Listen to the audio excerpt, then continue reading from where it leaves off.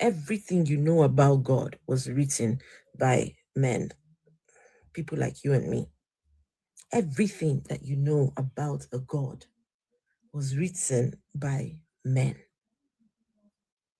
Everything you know about God was written by men. So when you come along and say your God exists, you sound ridiculous because you are just quoting what other people have said. You've got no proof, you've got no facts, you've got nothing to back up your claim. Melanin Drape said hell is a scam. Hell is indeed a scam. Okay, Melanin Drape, let me tell you one reason why hell is a scam. And tell you one good reason why hell is a scam. If you notice, in the entire Bible, there is no mention of who created hell, when it was created. When was hell created? Exactly when? If we know when hell was created, that would pose a lot of problems for the God. Did the God create hell before he created humans? Did he create hell before he created Satan? If he created hell before he created Satan, so he knew that Satan was going to do what he did. If he created hell before he created humans, he knew that humans would fall. And this is why he went and created that place. If he created it after he created humans or he created Satan, then he is wicked. The same God that told us to forgive 70 times, how many times did he say? Now he cannot forgive. Now he has gone to create, just think about it. We are mortal beings, right? We are earthly beings. So whatever sin that we commit is within a time frame of how many years of our lives here. But this God decides that I want to punish people for all eternity. God's punishment does not fit the crime.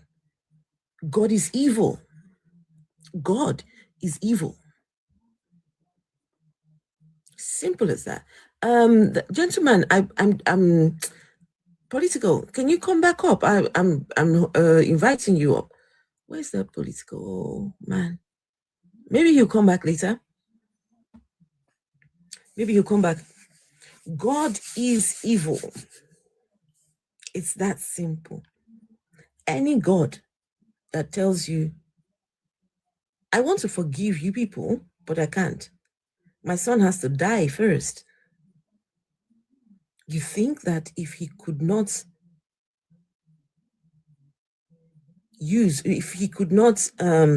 free his own son, if he did his son dirty like that, oh, you think he loves you? Okay, carry on. No. He did his own son dirty. He did his own son dirty. And now you think that he loves you. Say now, God loves me. God loves a cheerful giver. When I hear God loves a cheerful giver, that thing annoys the hell out of me. No, guys, I want you to please think about this. Think. There is a God up there, creator of the heavens and the earth. He created humans. These humans go and struggle to get a job. Now, they say, okay, let's bring some back to this God. Now, God, they look face. God is looking at the faces of the people who are bringing money to him. Are you cheerful while you are bringing him money, or you are not cheerful? Just think about a God that can reduce himself so petty God loves a cheerful giver. Also, he hates one who is not cheerful. But he will still collect your money. God will still collect your money. They will still collect your money. Oh, sorry. Let's see. Let me put it here. God will collect your money. God. God will collect your money. God will collect your money. Because God is always broke. God is always broke. He always needs money. And these are the clowns that help him spend his money. You cannot know God for yourself, Iranzi. You cannot know God for yourself. How can you know an invincible object? No, now, show me the God. No. Okay. To know somebody, you need to know their name, know what they like, what they don't like, to know, what they sound like, what they feel like, what they even taste like. That's if you're going to be that person or with that person, right? Many ways to know a person. But y'all are knowing, or you think that you are knowing an invincible sky daddy. You think you are knowing an invincible sky person. Exactly, I can. Know your own self. All right, we've got this gentleman wanted to ask a question. Hello. Good morning from here. Hello. You said you had 2 questions for me, yes? Actually, I don't believe it's you, but for those criminals, they call themselves church. Then I have 2 questions. Then those minus one. Iranzi, come. Sorry, my darling. Sorry, political. I'm sorry. Iranzi, please, I would like for you to come up and tell us how do you have a relationship with an invincible sky daddy if it is not inside your head, in your skull, inside here, yeah, in your mind, you think you have a relationship with sky daddy. Just imagine, they say you should have a relationship with sky daddy. Sky daddy, that one sits up there and is waiting for people to come and have relationship with him. A relationship with a sky daddy. They said you should what? Have a relationship. My brother, please continue, Jerry. Have a relationship. Chineke. What kind of nonsense relationship is that? Okay, thank you. First of all, by leading Bible, I don't know what sky daddy mean. Bible is a property. The company is in China. That's why China is growing. We Africa are the one moving backward. So put that one into your head, sky daddy. Now, my first question is that we say God this, God that. God created everything, even according to their Bible. God and Satan are up there doing things together until they get issue. Now, God get the power to eliminate Satan doing them. God get power to even make Satan get blind. God get power even to buy and waste and unalive Satan there. Now, my question is, why did the God send down the Satan to earth? For us, we no get power. For us, we be powerless. Now, every day now, we are shouting, fire, fire, devil is a liar, devil die, devil die. Calling the same God, we send Satan down to us. Why he get the opportunity to unalive Satan once and for us down on earth to have peace of mind. Exactly. So, like the thing is confusing me. It's just like me now. Where I be father now, I marry, I get children. I go to bush now and see lion. For me to unalive the lion, I now leave the lion to enter my home to start to interlope and unalive my children. Now my children will be shouting, daddy, daddy lion, daddy, daddy lion. It's a stupidity now. It is stupidity indeed. Now, my second question is No, hold on first. Hold on. Let's just give me a minute. Let's see. Abu, are you a Christian or a Muslim? Abu, can you unmute yourself? Yeah. Actually, Are you a Christian or a Muslim? If you are speaking, we cannot hear you. I was a Muslim. I became a Christian, and we can't hear you. We can't hear you. My God is a black woman. Hello and good to see you. Abu, we can't hear you. Okay, let's hear from ABZ. We can't hear Abu. ABZ. Hello, how you doing? I'm good, and you? I'm a Muslim. I'm good. You're a Muslim? Yes, sir. Okay.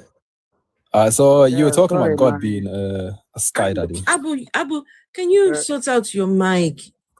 There's something wrong with your mic. Someone called from that phone. That's why. Sorry. I dropped you. Sort it out and then come back. Come back up, please. Yes, ABZ. Yeah, you were saying. Somebody. I'm on the phone. Somebody. I'll just come in. Yeah, ABZ is saying his brother has come to get him or what? Guys, tap on the screens for me. Yeah, sorry about that. It's okay. Please tap on the screen. Yeah. So, what were you asking? Sorry, did you ask a question? What question you wanted to? Which question did I ask? I've been talking for some time. Oh, my bad. I'm sorry. I wasn't. I had the volume down. Yeah. So my problem was basically God. You said that you were talking about God as a sky daddy. Yes, God is a sky daddy. Yes. Yeah. And I don't know about Christians because I'm not Christian, but so in my belief, God is immaterial. So you are a Muslim, man? Yes. So where does Allah live? Where is Allah right now? So Allah is beyond. He's above. Like he's beyond our world. He's beyond the universe. He's beyond everything. Every creation, all of creation is beyond it. So where is he exactly? And God is not confined to space. So when you say where, it doesn't match because God is. But your prophet used to go on the horse to go and see. Is it horse or the donkey or something? Your prophet used to go ride on something to go and see him somewhere, Nabi. Now the God is no. What he did was the prophet will get on the thing. He saw the light of God. He didn't see God. He saw the veil of God. He saw what? He saw the light of God. You don't know anything about the light. No, your prophet would. No, he saw the veil of God. On what is it? Burak. Yeah, Burak. On the Burak. Yeah. Hey, and he took it to Jerusalem, and then he ascended. So he didn't take the horse to the heavens. He stopped the horse. The horse was on earth. He stayed on earth, and then he ascended to the heavens. So your prophet never went to the heavens. He ascended through the heavens until he went to where there was a place. It was the light of God. Basically, it's not God. It's just the light of God. So your prophet never went to the heavens. He went through the heavens. So he went through the heavens, and then he went to a place where it was the light of God, but it wasn't God himself. It was just light everywhere. So who did he see? He didn't see nobody. So why is he saw light? Because he says all I saw was light. What was your prophet doing up there then?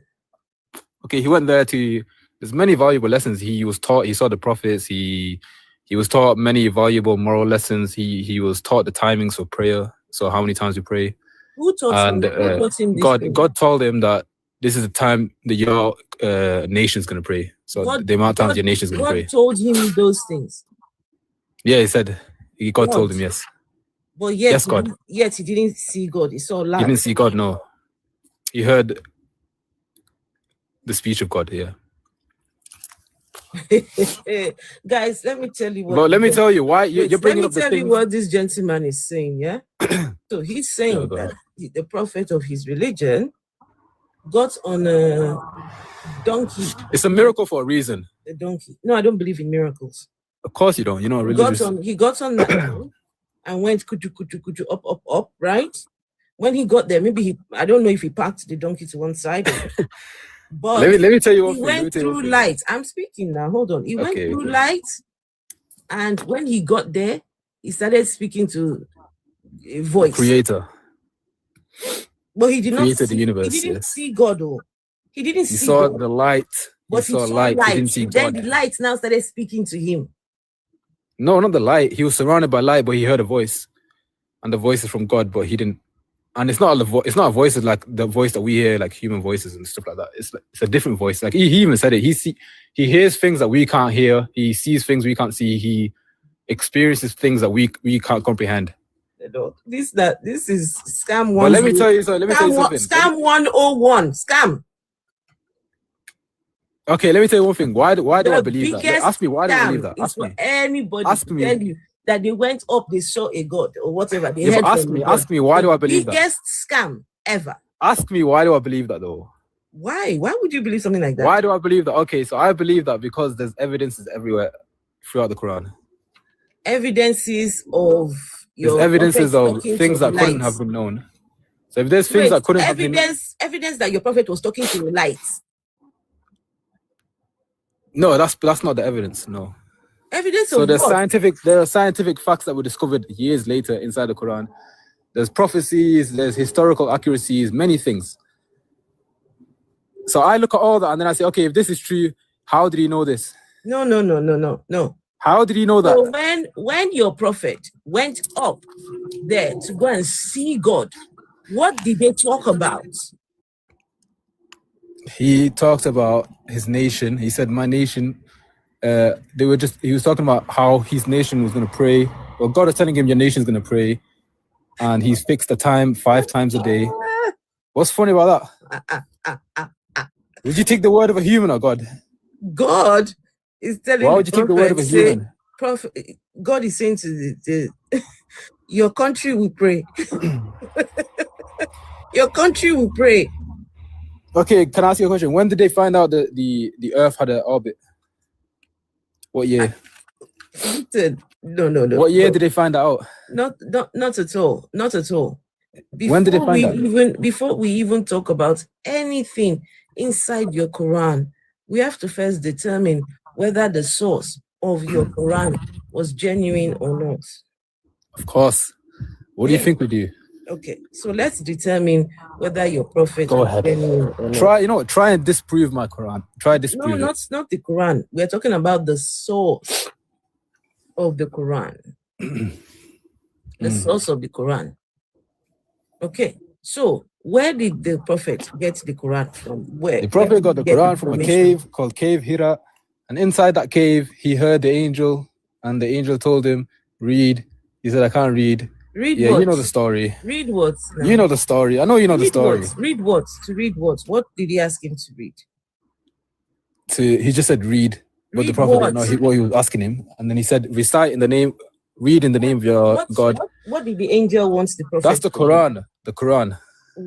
So he revealed the Quran. Was the Quran written for him to read?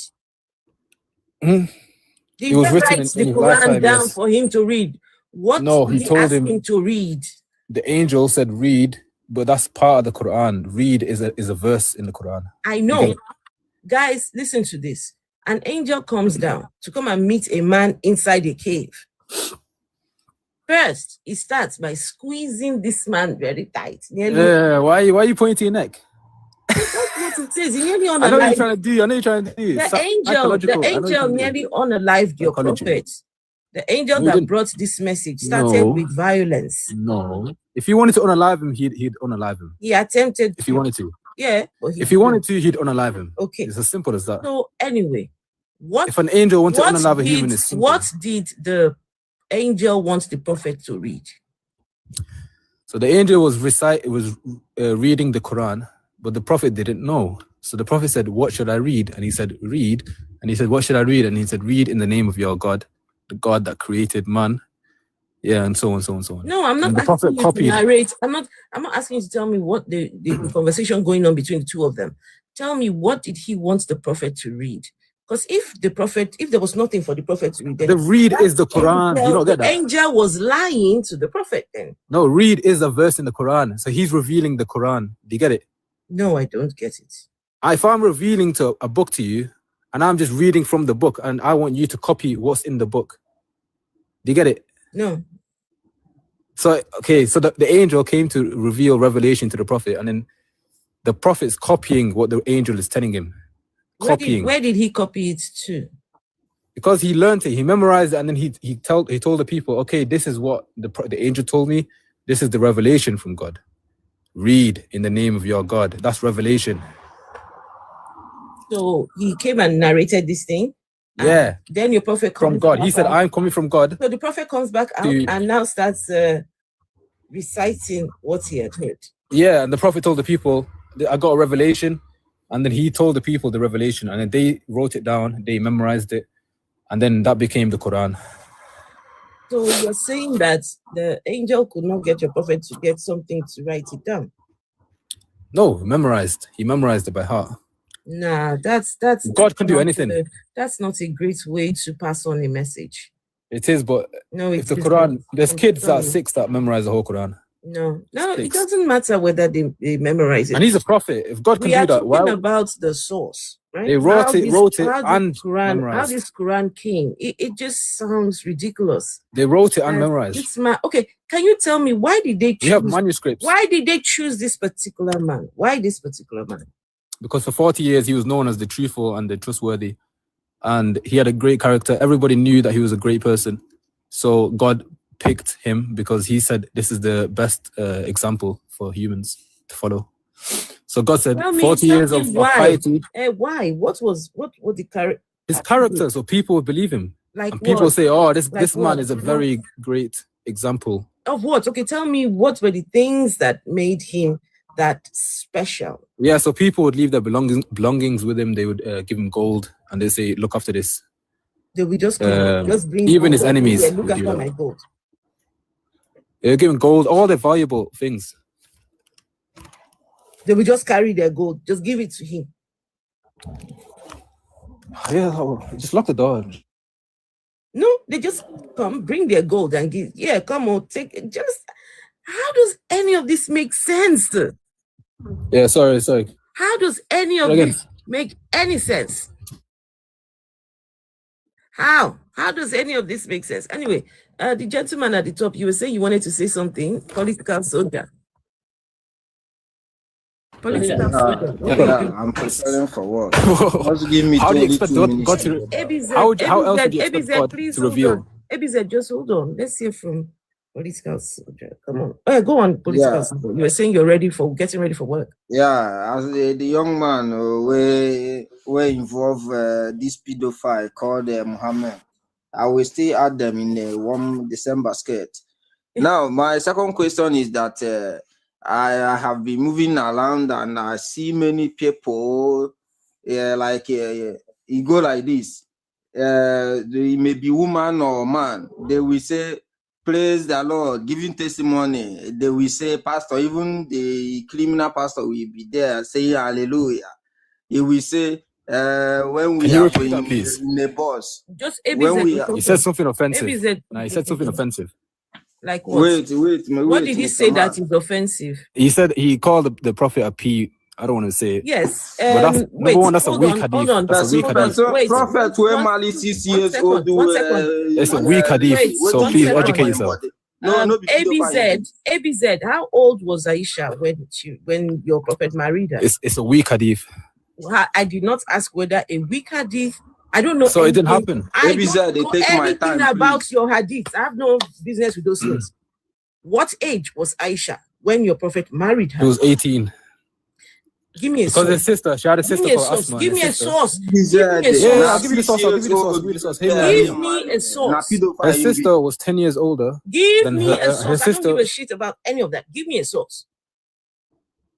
Okay, the source is her age.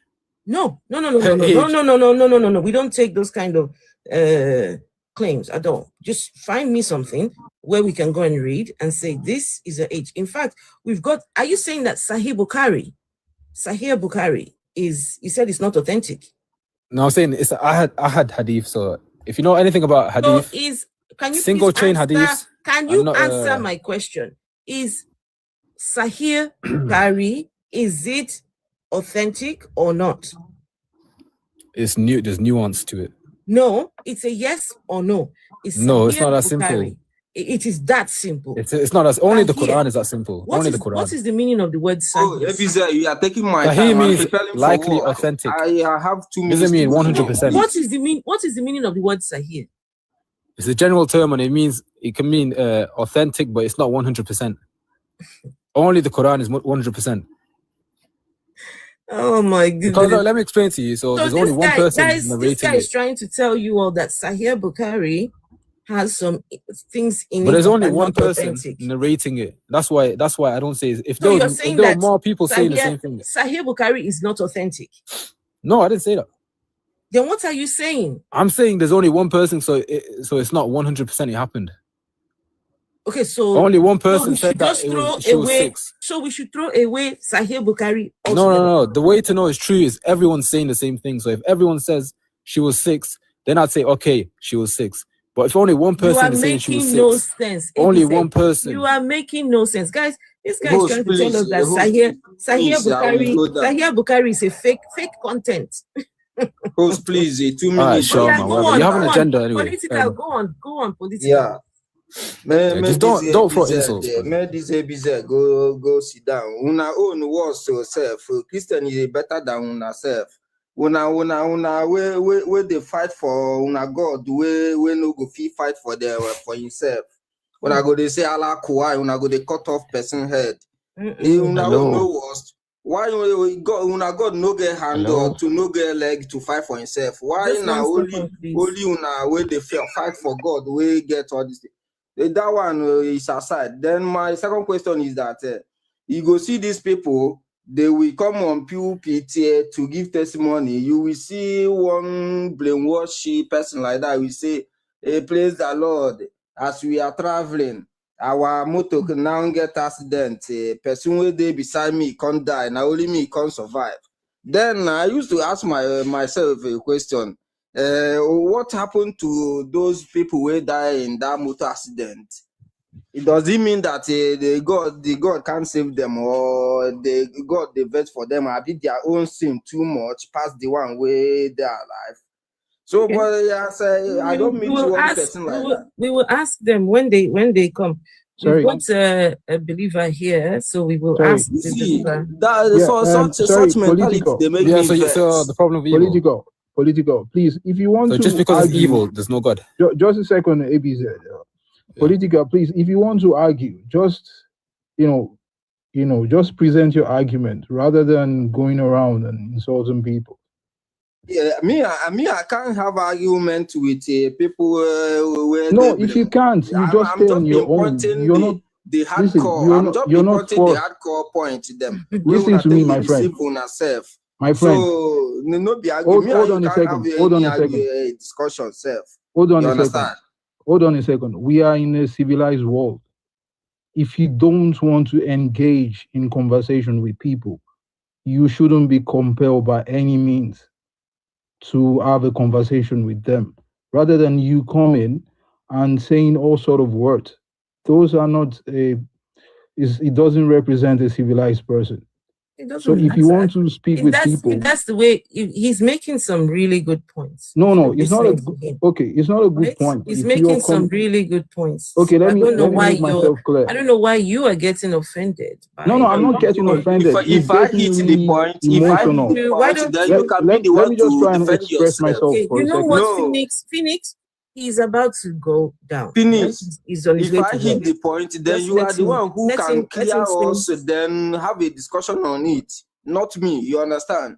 I will hit the point, I will hit the nail by the head. Then you are the one who is defensive. You understand? No, you see, this is the problem. Yeah, you're talking about you hitting the nail on the head, but you have a way of presenting yourself. It You're doesn't not matter, hitting the guys. nail Let on us the stick. head. Let us stick to the conversation. Let's Exactly. not That's do what we any of should do, this. rather than calling each other Yeah, names. let's not do any of this. Okay. Exactly. So you had a question, political. Just ask your one question. Maybe Phoenix, you are a Christian, right? I'm not a Christian. I'm a Muslim as well. Oh, you are a Muslim. Yeah. Oh, okay. Did you hear the conversation that we were having?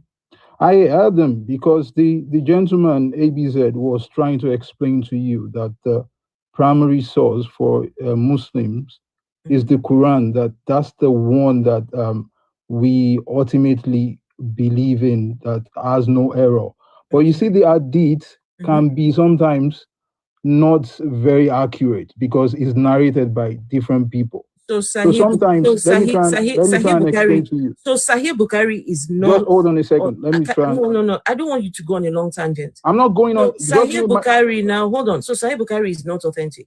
Okay. So would you listen to my analogy? It's a yes or no question. No, it's not a yes or no. That's why we said. Running away from this thing. I'm not running away from it. Try to understand me, please. Try and understand. Okay, I'm listening. Okay, let me make you understand. Okay, if someone says that steam and water are the same, what would you say? Is it a yes or no? What is steam and water?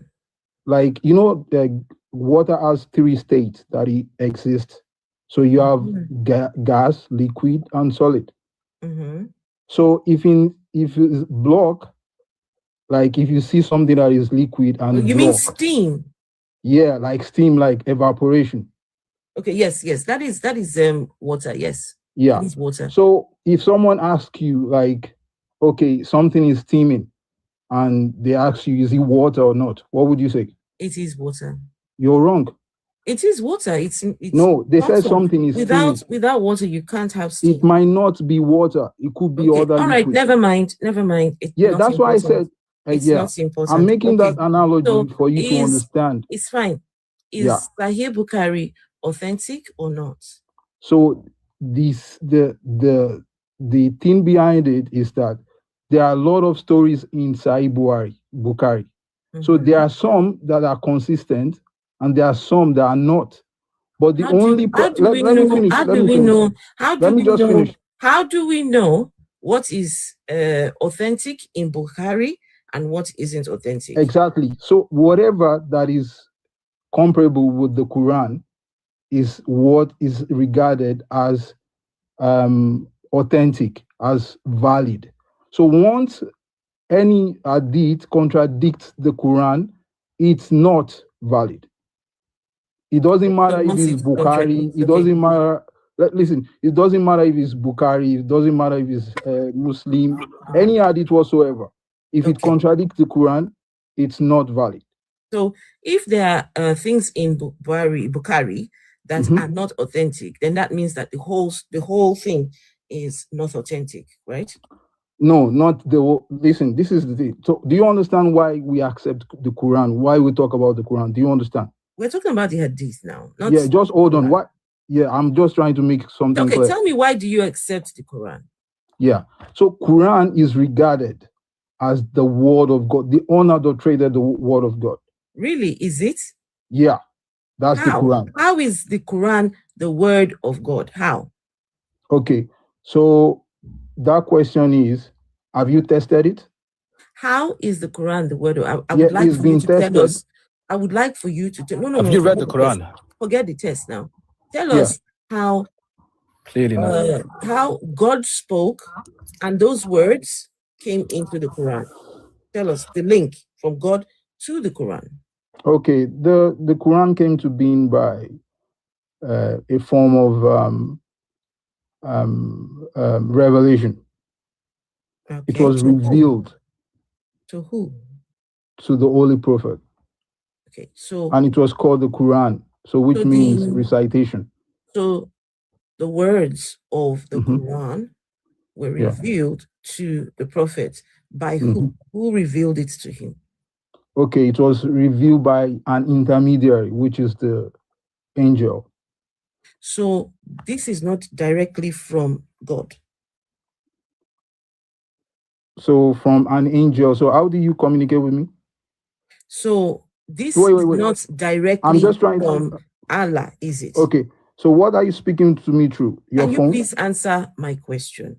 Yeah. Yo, let me answer her, please. You have just wait. Let told me just us, answer. guys. So Allah did not come to meet the prophet, right? No, it was an angel that spoke to the prophet, right? Yeah. So that means those words did not come directly from Allah, did it? Directly to the prophet, no. So how then can you claim that those are the words of Allah? Hello, Soso.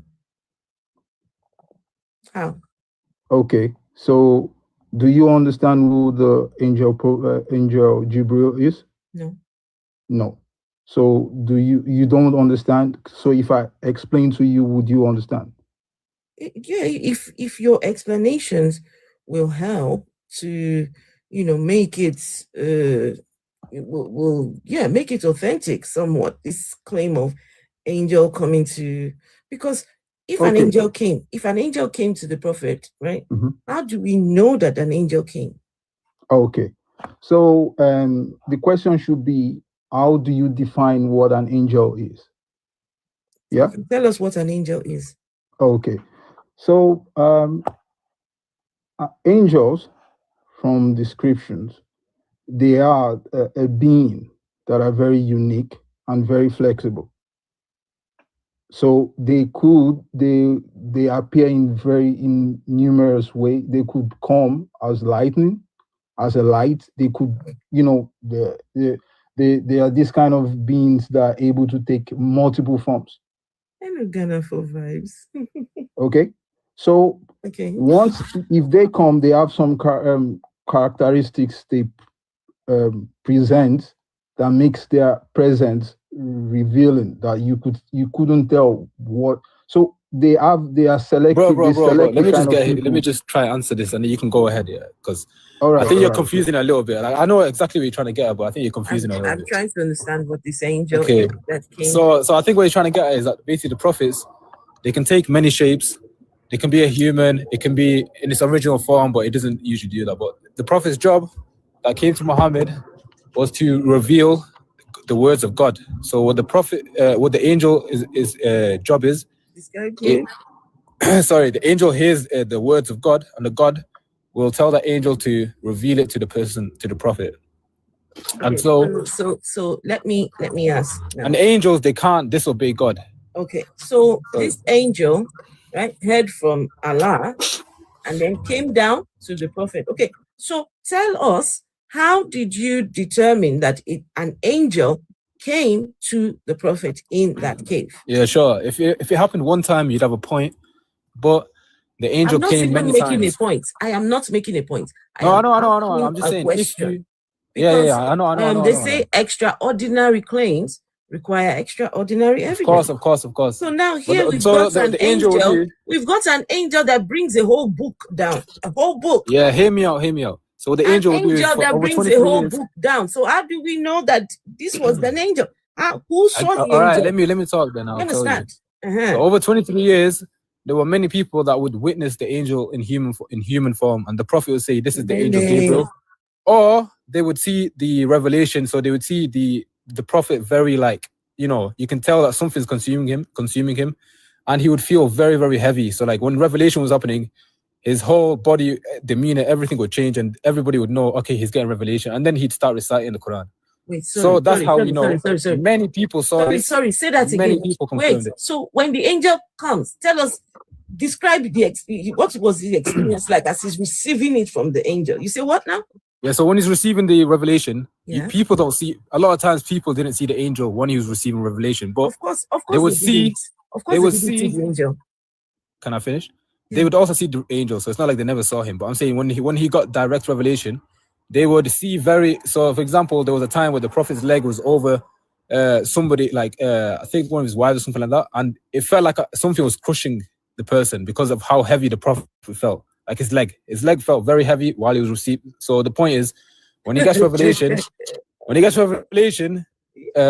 his whole body, everything, demeanor, everything changes. So that's how people said, okay, something different, something extraordinary is happening. Could he have been pretending? Of course, he can be pretending, but there were many signs that he wasn't, because he did, Like he what? did miracles. Like what? Someone's leg is heavy. Guys, He did miracles. Guys, somebody's leg many is signs. heavy means that he's receiving messages. Did I say that? Allah. Sorry, I said that's what would happen. I didn't say that was when a I proof. hear I didn't this say that was a with me, I proof. did hear. Yeah, let me say this one. Are you guys listening to what I'm listening to? So that he would also. This is it. Let me make this clear. Like there are predefined methods to identify these angels. So, for instance, let me tell you the ones that we as modern time, we as modern people, that we might be familiar with. Probably we won't experience it till the end, but the angel of death. So the angel of death also has its own ways as well. So it might not be necessarily similar, but when it comes, of course, it will seize everything from you. Like we understand that the angel of death actually does exist. Maybe, sorry. No, I'm saying hello. Oh, okay. So what I meant by predefinition was that there have been people before. There have been prophets before the Holy Prophet who had similar experience, and based on history and based on the stories about the ones the experience the prophets before him had, so they explained to him that this visitor you had is actually the angel Jibril. He himself doesn't, he wasn't sure, but someone told him that this person you saw is actually the angel with all the characteristics he gave. People in the comments, if you are convinced that the prophet was receiving words from Allah, please, I would like, based on what you have heard so far, I would like you to indicate, or if you think that this story doesn't make any sense and should not be believed. 1 second, please. 1 second. Please put it in. I want to see, based on what we had. So here we have a man in a cave. Was he alone, by the way? Was he alone? The first time, yes, he was alone. So, but there were many times he wasn't. An angel comes along to give message. Again, you're using subjective experiences. We're not saying this is why Islam's the truth. Like, this is what you're not understanding. No. We have proof. Remember, I told you that we have to determine first the source of the Quran before we even enter into the Quran. But that's not an arbiter for truth. Like, we're not claiming that. For us here, it is. We're not claiming that. We're using the subjective experiences to say Islam is false. Where the words came from. Bro, listen, bro. Let me talk to her. To know where the let me just get my point across. Who was talking? It came because guys, yeah. So look, here we have a God who wants to talk to us. You understand? A God wants to reveal things to us. Listen to my point. And the God sends an angel into the cave to go and speak to someone. Come on, people. Anyone from any religion here now. Yeah, I get your point. Look, I get your point. But look, anyone from any religion, they can use these stories, and you can say all religion is fake because they all claim these stories are true. But we're not saying that this is why Islam's the truth. We're saying that these miraculous things happen, and we have evidence to prove why Islam's the truth. So I can show you clear-cut evidences to prove why it's the truth. Why do I believe the story? Why do I believe he went in the cave? Why do I believe he went to heaven? Why do I believe all these subjective experiences? Why? Because I can prove through the Quran. I can show the Quran to say that, okay, there are so many things inside the Quran unfortunately for you, that can't come from a human. So many things from the Quran that can't come from a human. Unfortunately for you, ABZ, you start at Z and go back to A. We are starting at A and you said that. Make our way to Z. Wait, you said that, brother. You believe the Quran first and then walk. Why do I believe the Quran though? You've never asked me why do I believe it. You're just pulling out stories. Just walking. Oh, you don't believe the Quran? No, you didn't ask me why do I believe it. You don't believe the Quran? No, I did I say that? I said you haven't asked me yet. So I believe in the Quran. Why? Because the Quran has many things that couldn't have been known. Many books have no mistakes. There's no mistakes. There are mistakes in the Quran. There's miracles, but that's not a mistake. That's a miracle. There are mistakes in we don't. No, please, we don't have time for miracles here. We don't believe in miracles. But why do I believe in miracles? Again, you're missing my point. I believe in miracles don't because believe in miracles. the Quran, I can prove the Quran to be from God. We don't believe in miracles. You will have to prove that this thing. Yeah, but why do I believe like it's a miracle for a reason? Huh? Why do you think prophets were given miracles so people will say, okay, this person is not normal? I don't Miracles believe in are not prophets. normal. I don't believe in prophets. If a God truly wants to speak to us, he can speak to us directly. Can he Why not? would he do that, though? ABZ. There's no wisdom in that. ABZ, can a God not speak to us directly? Of course he can, but where's the wisdom Then in that? excuse me. Why would he But go and where's the choose a man wisdom? like myself to come and speak to me for No, what? no, no. Brother, one minute. I'm trying to make a point. You can't go and pick a man. There's no wisdom. I am born in this century. I am here in this century. Then you come and tell me that this God spoke to somebody in the 14th century or whatever century to come and speak to me. If God gave his message preserved, if God preserved his message already, why would he need to send someone else? If the message is preserved. Islam's preserved, the Quran's preserved. What do you mean preserved message? The book is preserved. Nobody's changed it. So if God's message is preserved, why would he send somebody else? So the parts of the Quran that the parts of the Quran wait, hold on. Because I'm trying to point. I'm trying to make the parts of the Quran that the goat ate, uncle. You know, there was a goat that came along in Aisha's bed. But we memorized the Quran. It doesn't matter. He ate the. We had many other manuscripts. There were many other copies, many manuscripts. We have so many manuscripts today, even back then, that we had of papers back then. So we don't need. If a goat ate the paper, it doesn't matter. We don't depend on the paper. We depend on memory and the paper. The paper's a bonus. So we don't need the paper. Guys, please. Just let's stop for a minute and just take in what this gentleman just said. That this God depends on human memory. Yeah, that's the miracle. You know how many people memorized at the time of the Prophet? Do you know how many people memorized from the Prophet himself? I don't care. That is, you know how many people? There are millions of people today. Millions of people today. It doesn't matter. This is not Christianity. This is you're looking at Christianity. There could be billions of them. There could be billions of them who have. It's all the same. From China. There could be billions to Africa of them. to Asia. It doesn't matter. It doesn't matter. Oh, Guys, listen. So this God can speak to us, but no, he depends on humans to memorize his book. All right, why are there no different Qurans? Why is there only one Quran? Wait, this is the point. Well, brother, one minute. Why is there one Quran in the world? That's a lie. There are different Qurans. Where's the other Qurans then? There are different Qurans.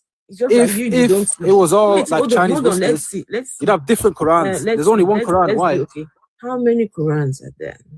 BZ, you should give me a few minutes to just let me speak with her. Yeah, brother, I'm willing to let you talk. I just wanted to get the evidence based. I'm trying to get her to understand that we don't just blindly follow. You know what I mean? So just what I intended to tell her was that if God is controlling you, so that means.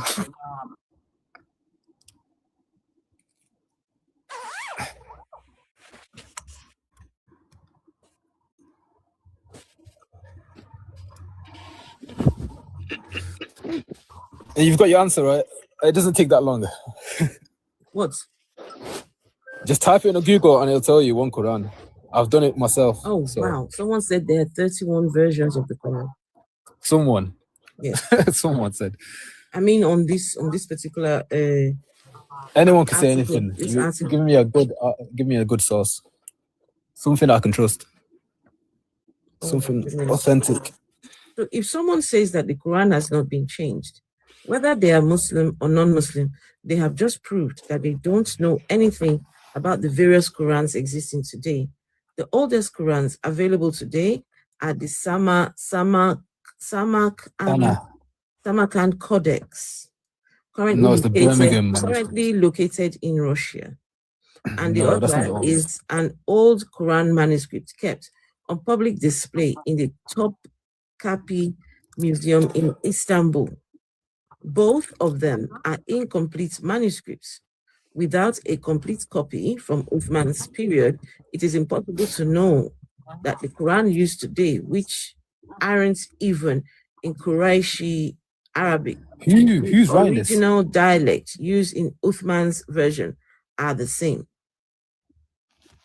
Who's writing this? Anyone can write anything. Mm-hmm. You can ask secular historians and they'll tell you that it's preserved. It's the same Quran. Even the ones that are not complete, you'll have 10 pages from like 1400 years ago, and they're all the same. They said there's at least 20 versions of the Quran. At least versions. Tell me one that's different to the Quran we have. Just one. Listen, right now, the Quran is not even important in this conversation. We are trying to determine the source of the Quran. You see, it is, but if the Quran has many evidences, then I can say it's from God. No. I'll save you time. Who is the person that brought the Quran to you? We need to know about this. The Prophet Muhammad. We need to determine whether this person was genuine, whether he was being truthful. You know, what was his? Of course, but what's the criteria? The criteria and all these things. So why did your prophet? Why did your prophet unalive so many people then?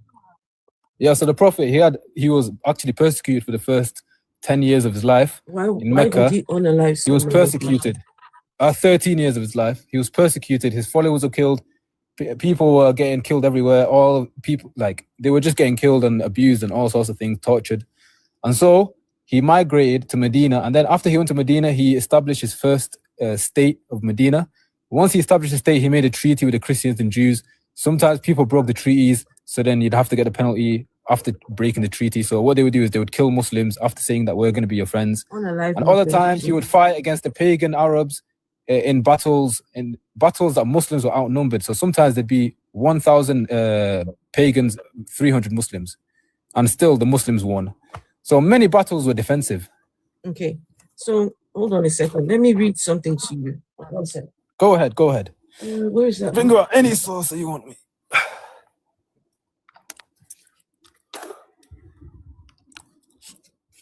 Okay.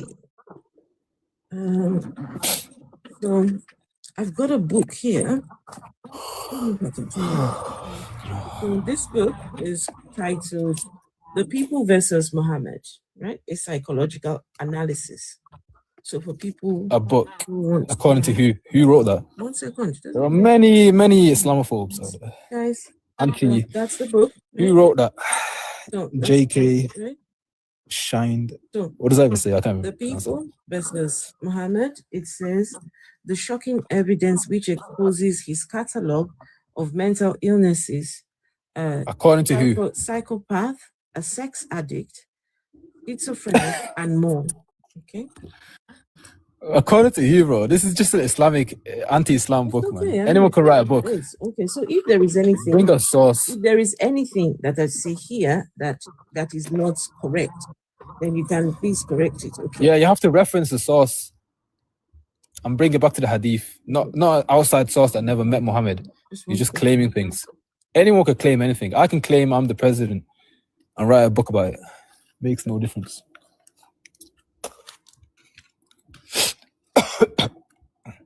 And he sources from his companions, from people that actually saw him, people that interacted with him. So did the prophet sleep with 11 of his wives in one day? The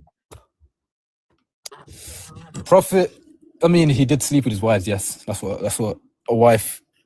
Did he sleep? It's not her only use, bro. Did he sleep with 11 of them in one night? No, he did not. Where'd you get that from? He didn't even stay in the same house as his wives. So they all had different houses. So your prophet did not sleep with all his wives in one day or night? I don't know. Nope, he did not. That's a lie. So where's the other gentleman? Phoenix, did your prophet sleep with all his wives in one night? To be honest, this is very, very irrational. It's just very funny. Why would someone exactly do that? And you will find it in his history or his biography anyways, but that's with a complete... It's a yes or no. Yes or no. It's all lies, man. They're all lies. They get weak hadiths. Did your prophet sleep with 11? Or I think there were 11. All no. One night. No. Bring your source. Okay. All right. Okay. Where's the source for that claim? That's even confidential. Why would you talk about anyone could say anything? This one here is talking about his sex addiction. Let me just read a little bit of this. Sex addiction. According to you, can you please just hold on, please? Okay, sorry. I apologize. It's only appropriate to recognize what exactly constitutes sexual addiction. After all, as human beings, sexuality and the libido is inherently wired within us. Okay, so here it says the key indicators of sex addiction is the compulsive sexual behavior, which interferes with the individual's life. Okay, so let me see. Okay, so well, they talk about the severity and how you know who a sex addict is. So it says Muhammad actually exceeded the expectations of a sexual addict. To qualify for the severest form of the affliction, the individual will have to indulge in rape, voyeuristic rape, sexual abuse of the elderly, or the dependent, or a dependent, incest, or child molestation. All of these deplorable acts Muhammad fulfilled and more. Thus, Muhammad perfectly fits the universal diagnosis of a rampant sex addict. Okay, so can I ask a question? Wait 1 second. Because it's a long. You're reading a lot. Yeah. So, if a human was a sex addict, how? I'm trying to find the part that says he slept with 7 of them in one night. Yeah. I just want to ask a question to make you ponder. What you should ask her is. No, I want to see where that says that he slept with. Can you No, I'm just trying to say, if someone's a sex addict, how would they be able to? How would they be able to be a politician? Can you reference this thing you're reading? Because we are all educated. No, if you're reading something, guys, if you know the source where the prophet slept with all his wives in one night, please give me the source. You're the one making the claim, and you can't even. People are even meeting. Hello, you guys need to stop, please. Hello. Stop. Hello. Hi, boss. How are you doing today? I'm good, thanks. Do you mind if I just have 2 minutes? Okay, go on. While I'm looking for the. Yes. Okay, so ABZ and Phoenix, I just want you guys to hold on 1 sec, just for me to quickly clarify something. Right? I don't know the religious ideology of the host, whether she's an atheist or a Christian or whatever. I'm an atheist. Oh, okay, good. So I think you need to do a lot of reading. Who are you talking to? You need to read. You need to read a lot. You have. There's. What do you want me to read? What do you want me to read? I see a significant gap. What do you want in your to level read? of what do comprehension you want and your me level to of understanding? Read? What do you want me to read? Have you ever read the Quran or the Bible? Ever? Look at it here, right here. Okay, let me give you a verse. Right here. Open Quran chapter 6, verse 125. No. I'm trying to look for a source. Please hold on. Okay, let me tell you what that verse says, right? Okay, 1 second. Because I believe most atheists. Please, 1 second. Okay, I'll give you some time. To provide a source for where the prophet slept with all his wives in one night. Okay, so I think it's the Sahih Bukhari, and now they're going to say Sahih Bukhari is not authentic. He used to visit all his wives in one night. So Sahih Bukhari, Imam Bukhari said, he said, Sahih Bukhari, Book of Gusi, page 42, Book of Nikah, page 785. It says, Abdul al-bin Ahmad narrated to us. He said, Yazid bin Zuray narrated to us from Zaid, from Qatada, who narrated from Anas bin Malik. The Prophet of Allah used to visit all his wives in one night, and he had 9 wives at the time. Okay, my apologies. I thought it was 11. So he used to visit all his wives in one night. Is that true or not? Yeah, visit. What's wrong with visiting? You said intercourse. ABZ, 1 second. She said intercourse, though. That's a different thing with visiting. Listen. It says that the prophet would go around to his wives in one night and would take only one bath. Okay. Where are they talking about one bath? That's a different narration. What's that got to do with anything? Where does it say one bath, number 1? Number 2? Oh no, I can tell you about it's Musnad. Number 3, where's the hadith? Musnad Ahmed, volume 3, page 111. Go and check it out. It's there. Okay, ABZ, can you give me 1 minute, please? So, host, I'm not here to attack you or to say I anything honestly to don't give a offend you. shit. I don't give a shit what I you're know, going to do. and I believe that most of the atheists I've met in my life, they do a Please, lot of we reading. don't have time for that kind and- of conversation. Hold on, We relax. don't have time for that Listen. kind of conversation, bro. We don't have time for that. Listen. We Just don't listen. have time for that. We don't have time for that, please.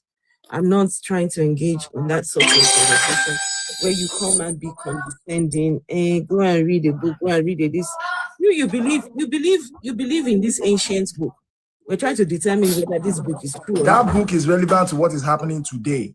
How? Exactly. How is it? I'll give you one example. Let me give you one example. Abi said, no, I can't be listening to two people at the same time. Abi said, hold on. I'll give you tell me one, how the one Quran example. is relevant for today. Let's go. All right. Let me give you one chapter in the Quran.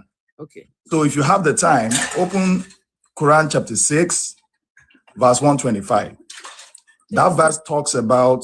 1 second, though, please. Quran 6. You want to open it? Good. Open it. If you can read it out, it will make a lot of sense. Surah 6, what number? Verse 125. 125. Please read it out. Let's hear what it says. I'm sure you believe in science, right?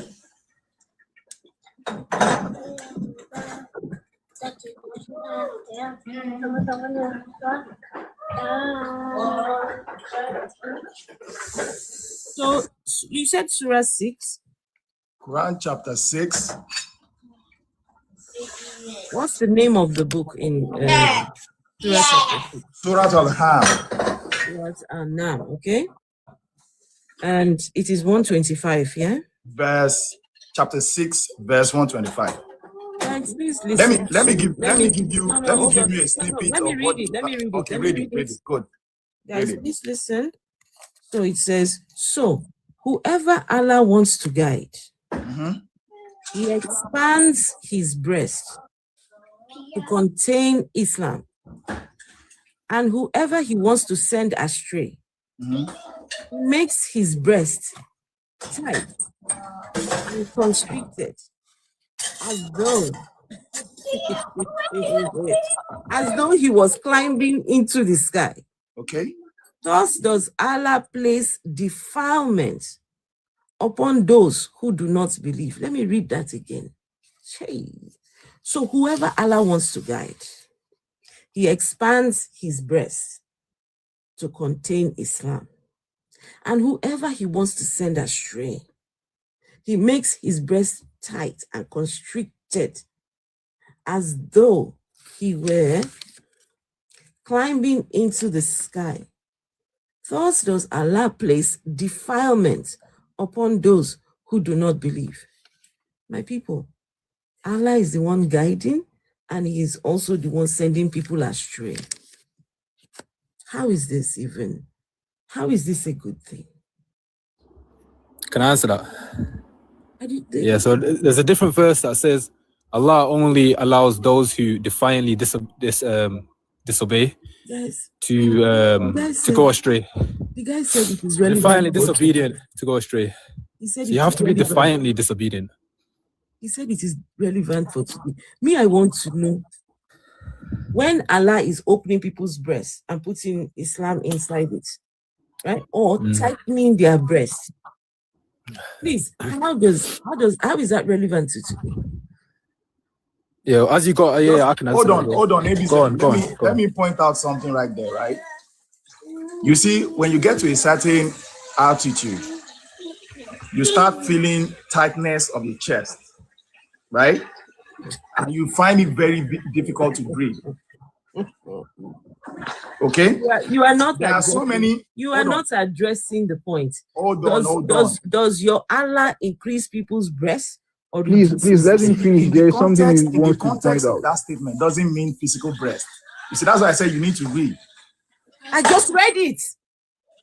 It is not. I just read it, guys. No, brother, I'll answer. So whoever Allah wants to guide. So it's a translation. He expands his breast to contain So what the science part of it? As you go, wants to send astray. Let me answer, bro. He Let me makes answer. his breast. Wait, let the man answer himself. Wait, And this guy telling me that I should. Because I just read the I'll just thing. explain to her very clearly. I just read the thing. Listen, Under they expand breast, they constrict breast. Yes. No, what happens when you go up into the sky? What happens? Wait, ABZ, let him speak. Just listen. Hold on. Right Okay. now, Indeed, in the little sense. Hold on, woman. Hold on. Don't tell me, hold on, woman. The guy you didn't hear him. ABZ just said, that wasn't to you. That was to me. My nose is really bad. That wasn't aimed towards you. That wasn't aimed towards you. No. So don't take it. Don't take offense.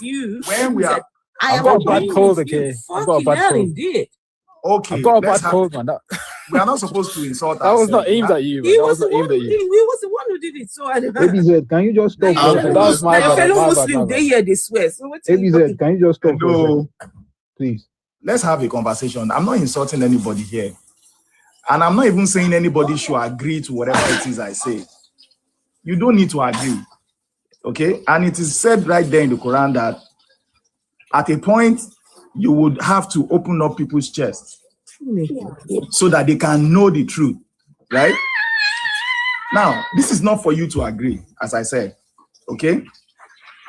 All over the Quran. How is this passage relevant to today? It's relevant to today because this particular listen. It's relevant to today. It is relevant to today. Allah is doing a breast surgery. Sister, he's trying to explain something. Let him just finish.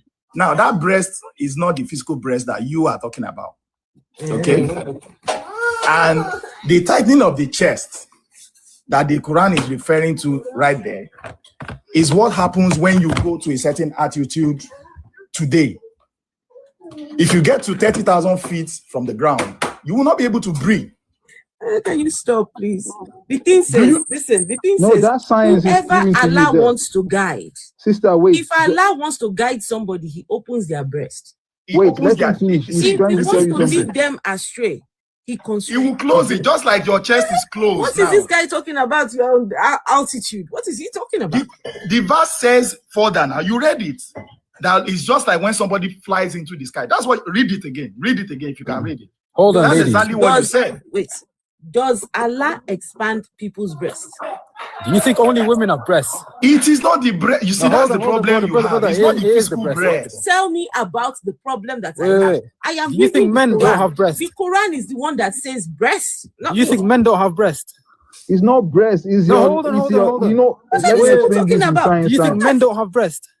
You know what, guys? Wait, you know what breast means? Hold on. Let me. It's the chest. Because this chest area. Saying, okay, let me pull it out. Bro, you guys can read it. Look up the definition of breast. It's not. It can apply to both sexes. The thing says breast, but they're saying no. It's your diaphragm. Your diaphragm. It's a chest. I'm not saying no. I'm not saying no. It's the diaphragm. I even have a question for the one who gave you this verse. So, brother, who else translate this verse like the way you're trying to translate it to?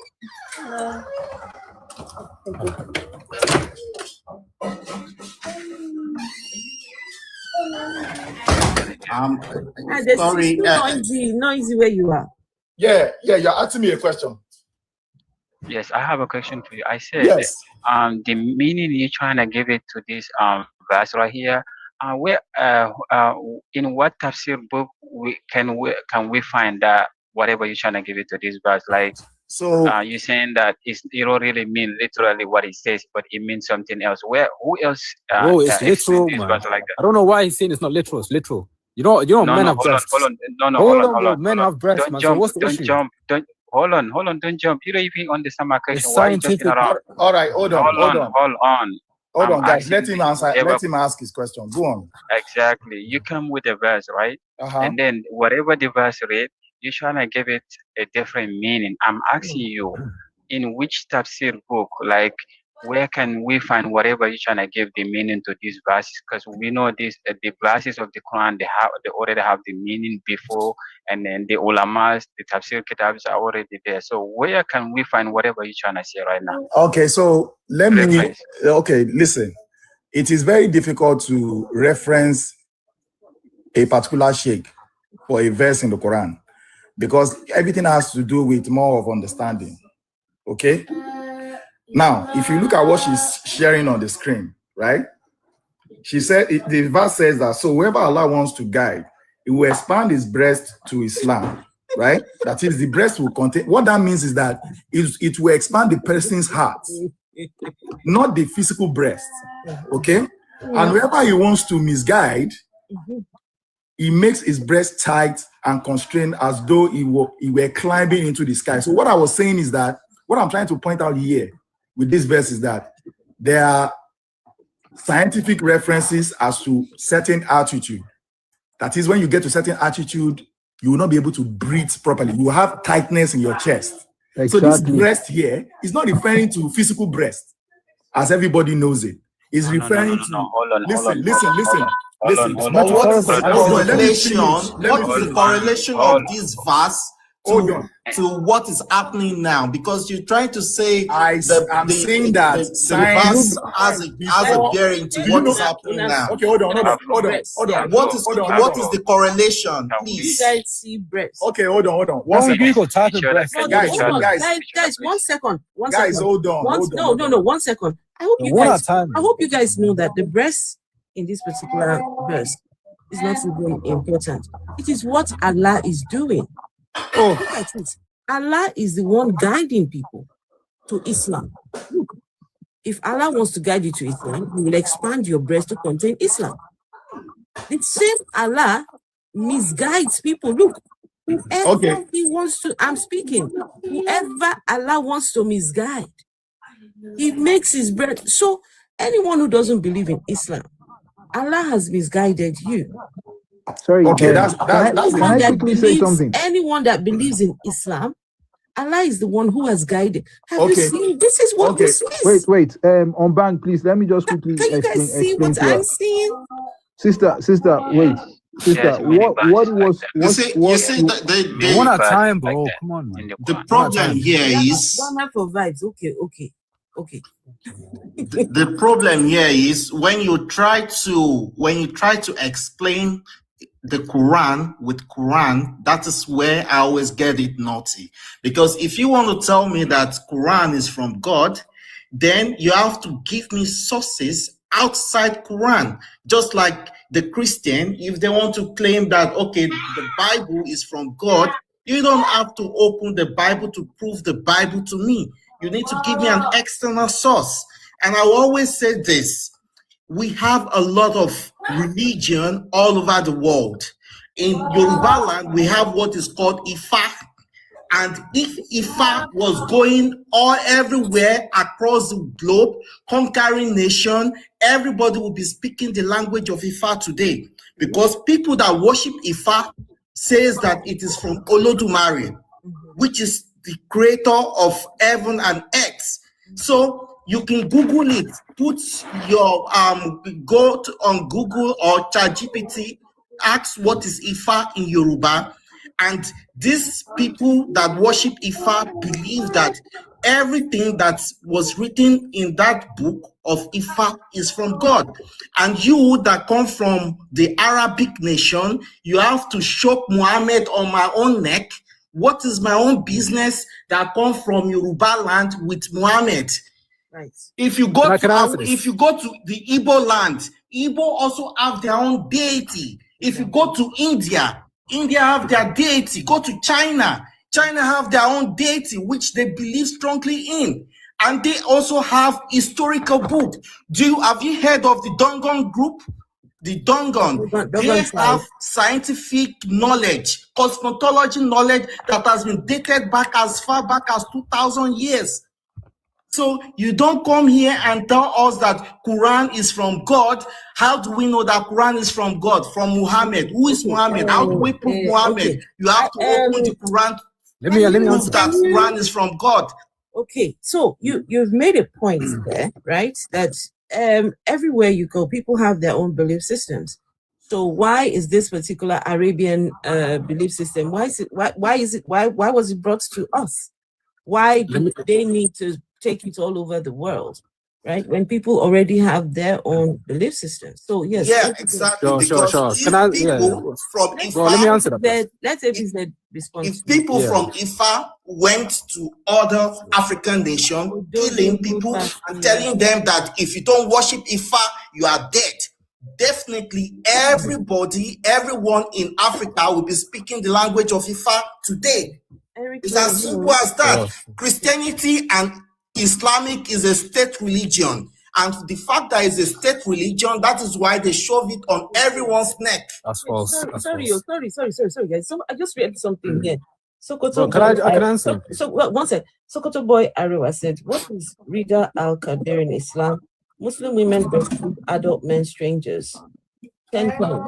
So as to be seen as a family member." Okay, we can talk about this later. Women. You want a different topic now? Muslim women breastfeeding adult men strangers. Yeah, that's a weak hadith. Anyways, regarding what this brother just said. Yeah. So this brother just said he made a lot of claims, basically about religion and how everybody would be Ifa. No, that's not what he said.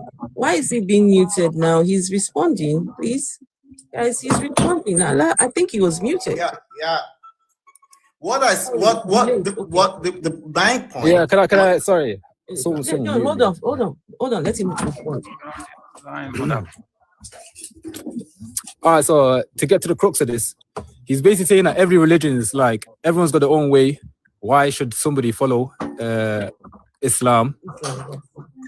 And he brought up the Chinese, saying that they had scientific. First of all, I'd have to see the Chinese scripture and see if it's actually good enough objectively. But number one is religions, apart from Islam, most religions are very subjective. They have circular reasoning. They contradict each other. They are not well preserved. There's many issues with many religions, and Islam fixes all those issues. So Islam, the Quran is preserved. There's many objective facts that can be proven outside of the Quran. So there's no circular reasoning, and it's also there's a final prophet. So the religions before Islam, they were true at one point, but they got corrupted over time. So what we say is that we don't follow those religions because they're not in the preserved versions. There's many man-made concepts inside those religions, and also they're very dogmatic. Everything is just dogmatic. You just follow, believe. There's no logic, no reason, no questions allowed. Many issues. I want to ask you a question. How much do you know about Ifa in Yoruba land? How much do you know? I know Ifa is a religion based on spirituality, African spirituality, and it's linked to like juju, innit? Juju and all that stuff. Sorry, I'm you're talking about juju or whatsoever. I think the problem we have here is branding. The problem we have here is branding. The way Ifa was branded. Fuck that bitch. Hold on, please. Hold on. Guys, so ABZ earlier on, if you guys were here, did you hear him talk about miracles in Islam? Did you guys? I didn't say that's the reason we believe, man. Oh, you gotta stop doing this. Yes. I'm sorry, you gotta stop doing him this. Say there are miracles in Islam? No, that's not the proof. The same person is now saying, about Ifa, there is juju. So you guys I didn't say I don't believe in it. I said I know it happens. Islam, I believe in it. They've got miracles. When it is Islam, it's called miracles, but then over here, juju.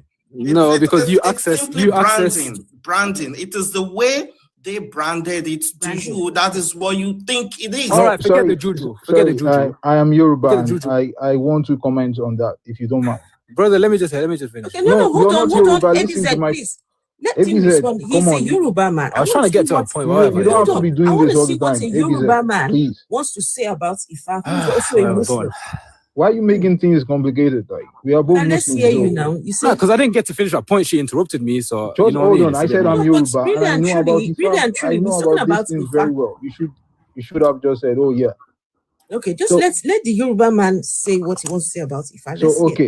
So Ifa, I know about Ifa very well. So it's a form. They used to have this thing called Okpe. So they have this kind of things that they would put marks. They usually two kind of set of marks. So you use your fingers. So they have the Ifa priest who does this. So usually they foresee things. They claim like these things are, what they see or what the gods says from their realms or things like that. So, but one thing about this part is, one thing I've realized about it is usually it could foresee things that requires sacrificing things, and the sacrifice usually they are not limited. It could choose human as like a form of sacrifice, and that means you have to use that person. And so how would you then accept this way of life where Can I answer that question, please? Yeah, please. Okay. Now, you see, this is where knowledge is really important, and we are now in an information era. Please, ladies and gentlemen, please, we don't need to start, ruminating on dogmas and things that have been said to us. What I said. The issue here is, you see, Ifa itself, what you're claiming that sometimes it asks for humans and stuffs like that. Yeah. Please, my brother, go and ask the real Ifa people. They will tell you that nothing of such happens. Do you know where I'm from? It's the same way people carry the Bible. No. And they claim to be false prophets. We have people that are false babalawos. No, it's not that false. Are using hold on. Where are you from? I'm a Yoruba man. What part of Yoruba land are you from? I'm from Ondo State. Ondo State. I am from Lagos State. And I am from Isaleko. And we have Iga. Do you know what Iga is? Iga Iyo. You know what it is? Of course. I lived on my... I want to let you understand, because Ondo, yes, I understand Ondo people are Yoruba, but you can't compare Ondo people with people from Ife, people from Osun State, people from Lagos, Ijebu, all these places. You guys need to let us. We need to move on because. But this is the main point. You see, the main point. Can you counter what I said, that if I could ask for those things? Am I right? Am I lying? If I never asked for human being, please. So where does he say that he can't? Please do your investigation. What do you mean do my investigation? Do your investigation? I'm asking you where. You don't where just have to. This book was preserved. Wait, does he instruct you to do sacrifice? Does it? Of course, it does. Okay, so what are the sacrifices he usually would ask? I'm not an Ifa worshipper, okay? So why are you claiming that you know so much about these things, but yet you can't say this is the limit of the sacrifice he could ask? This is my own point of where I'm driving at. What I'm really driving at is people that worship Ifa, people that uses Ifa divination and things like that, they claim that is from their God, Eledumare. Okay. The same way people from the Arabic nation are also claiming that Quran is from their God. And now everywhere you go, all over the world, they always have one deity or one God that they worship. And this is my point. If people that worship Ifa were very strong and moving from one country to the other, conquering nation, will be speaking the language of Ifa today.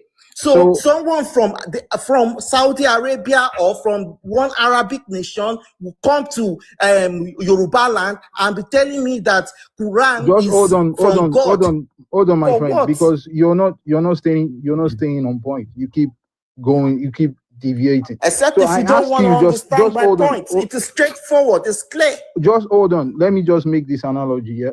If a priest tells you that, okay, that's for this country or for this state or for this village, for it to settle, if you're having like maybe an epidemic or endemic in that particular area, and if they requested for Ifa's favor or help or vision or whatever, and Ifa decides like, okay, for that to go away, for that to stop, they have to use you or maybe your son as a sacrifice. God forbid. Like Ifa requested for that. How would you feel about Ifa?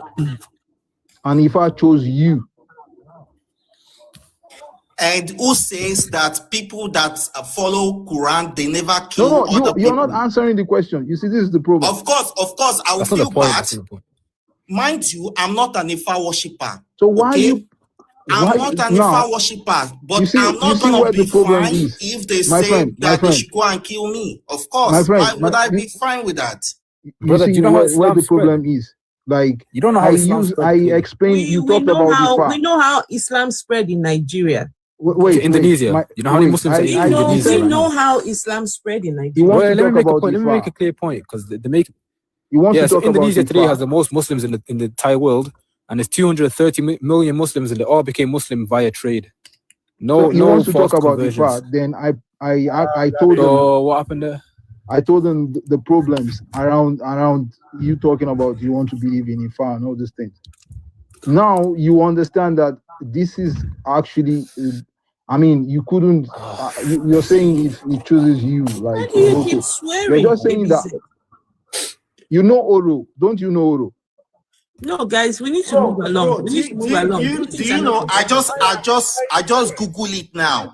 Does Ifa ask for human sacrifice? The short answer is no. Ifa in Yoruba land does not ask for human sacrifice. Okay, so what happens if those when those when those Hi, how you doing? Kings I wonder if the gentleman will understand that the host had told them to move on multiple times, but they're not. So I wonder at what point they'll realize that the person that runs this live, the host has told them to move on, but they won't let go. Can you gentlemen listen to the host? She says we need to move on. We need to move the conversation along because this conversation is not about Ifa. Right? We are talking. Well, I didn't want to talk about Ifa. He was the one who brought it up. So all right, that is fine. Leave it alone. Thank you. Antichrist and all right, let me, guys. Okay, so in Islam, the claim is that there is no human sacrifice, right? But let me read something to you guys. So this is Surah 37, Surah Al-Safat. Yeah, this is the story of Abraham. You put it on the screen, please. No, I can't put it on the screen. I can put it on the screen after I'm done. Just hold on. So, Surah Safat, okay, which is Surah 37. So, from 100, my Lord, grant me a child from among the righteous. So we gave him good tidings of a forbearing boy. And when he reached with him the age of exertion, he said, "Oh, my son, indeed, I have seen in a dream that I must sacrifice you. So see what you think." He said, "Oh, my father, do as you are commanded. You will find me, if Allah wills, of the steadfast." And when they had both submitted, and he puts him down upon his forehead, we called to him, "O Abraham, you have fulfilled the vision. Indeed, we thus reward the doers of good. Indeed, this was the clear trial, and we ransomed him with a great sacrifice. And we left for him favorable mention among later generations." So, did Allah ask Abraham to sacrifice his child? No, he did not. So, I mean, he did, but it wasn't his child that was sacrificed. It was a goat. So, defeats the purpose. And the reason for that was to test Abraham in, test him if he was truly a follower of God. So, if he would truly follow what God would say, and it was a test of faith. And God would actually never allow him to sacrifice a human. So, hopefully that answers your question. Allah can ask for human sacrifice. Right. No, because this was a test of faith to a prophet. Yeah. So, and it was the most beloved thing. Allah tested him. And he attempted to, in the Quran, guys, in the Quran, the child, he is even submitting. He says, "Yes, go ahead and Yeah, because the child understood that this was the prophet of God, and if he's getting revelation from the creator of the universe, he should follow.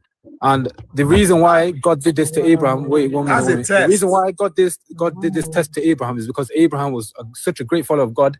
He did everything, and the biggest test was his greatest love, which was his son. So God tested him with his greatest love. Can I ask something? We are justifying, man. No one's justifying it because it didn't happen. It was replaced by a sheep. So, tap on the screens, guys. So Can we send some roses? We haven't got any. 130 over 200. Come on, boys. Send some roses, people. I have a clarifying question that I need to answer. When you say God, I don't know if it's. I always get confused. Allah.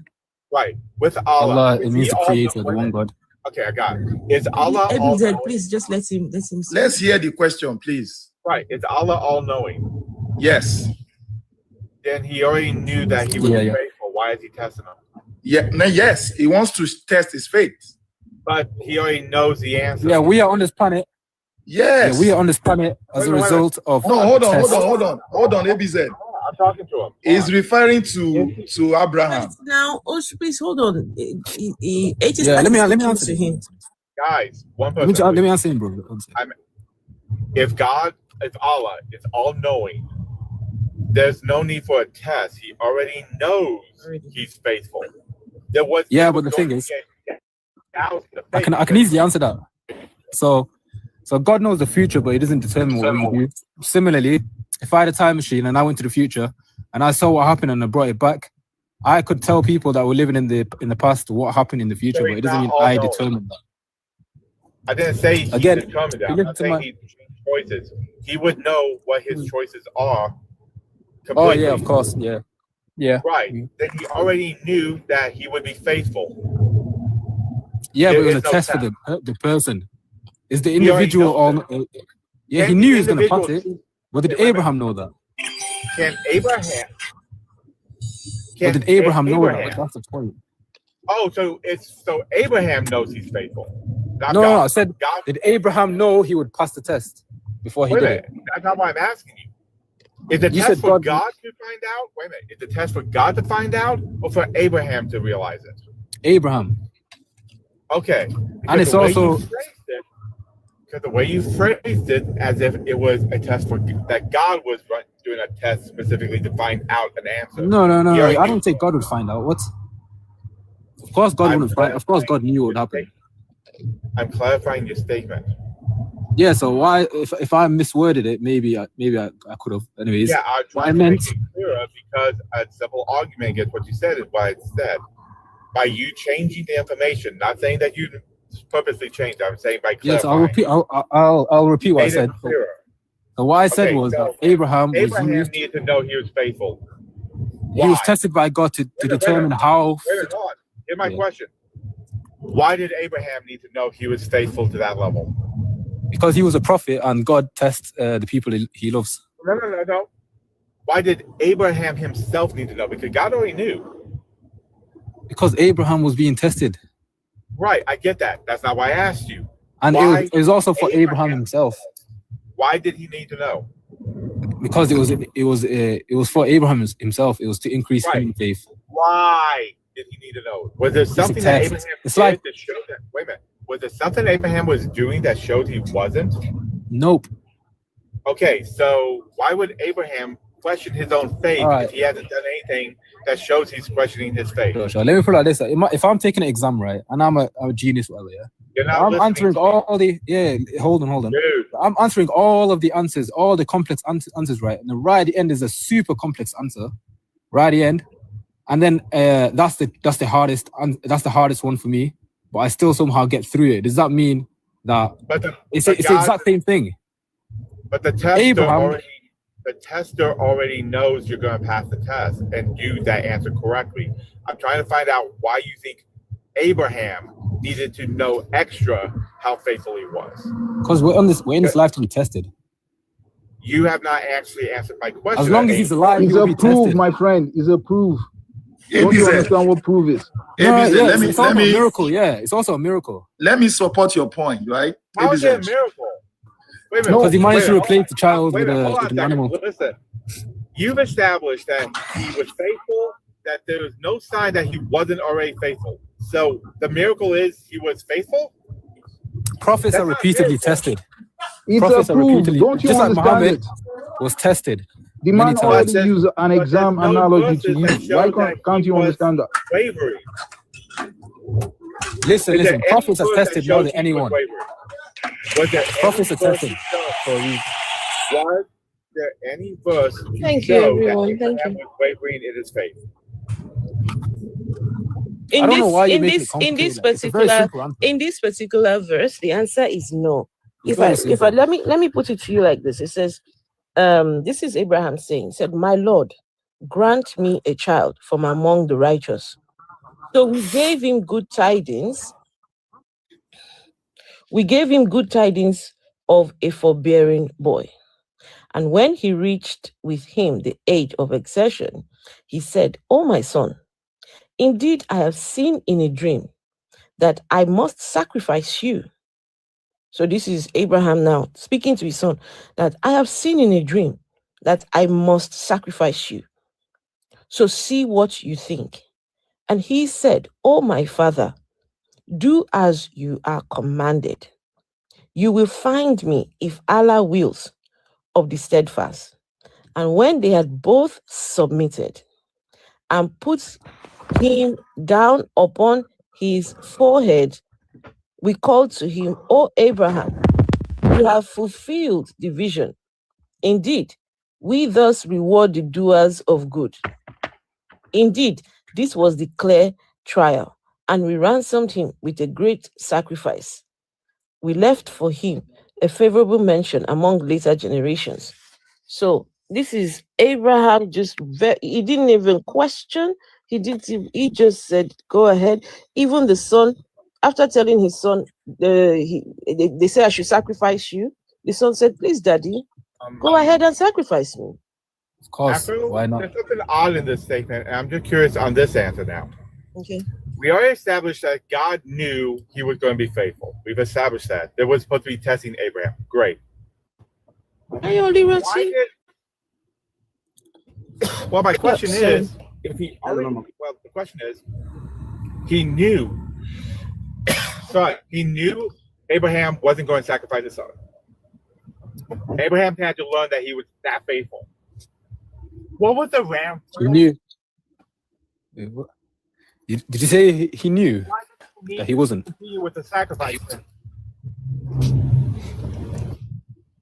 No, he knew that he was going to. At all. No. There was no need for any sacrifice.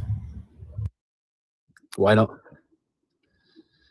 But you are not God. How would you say that you're not God? Exactly. You're trying to act like you're not God. You see, that's the problem with you. Just because God knows it's not like you are human. You don't understand God.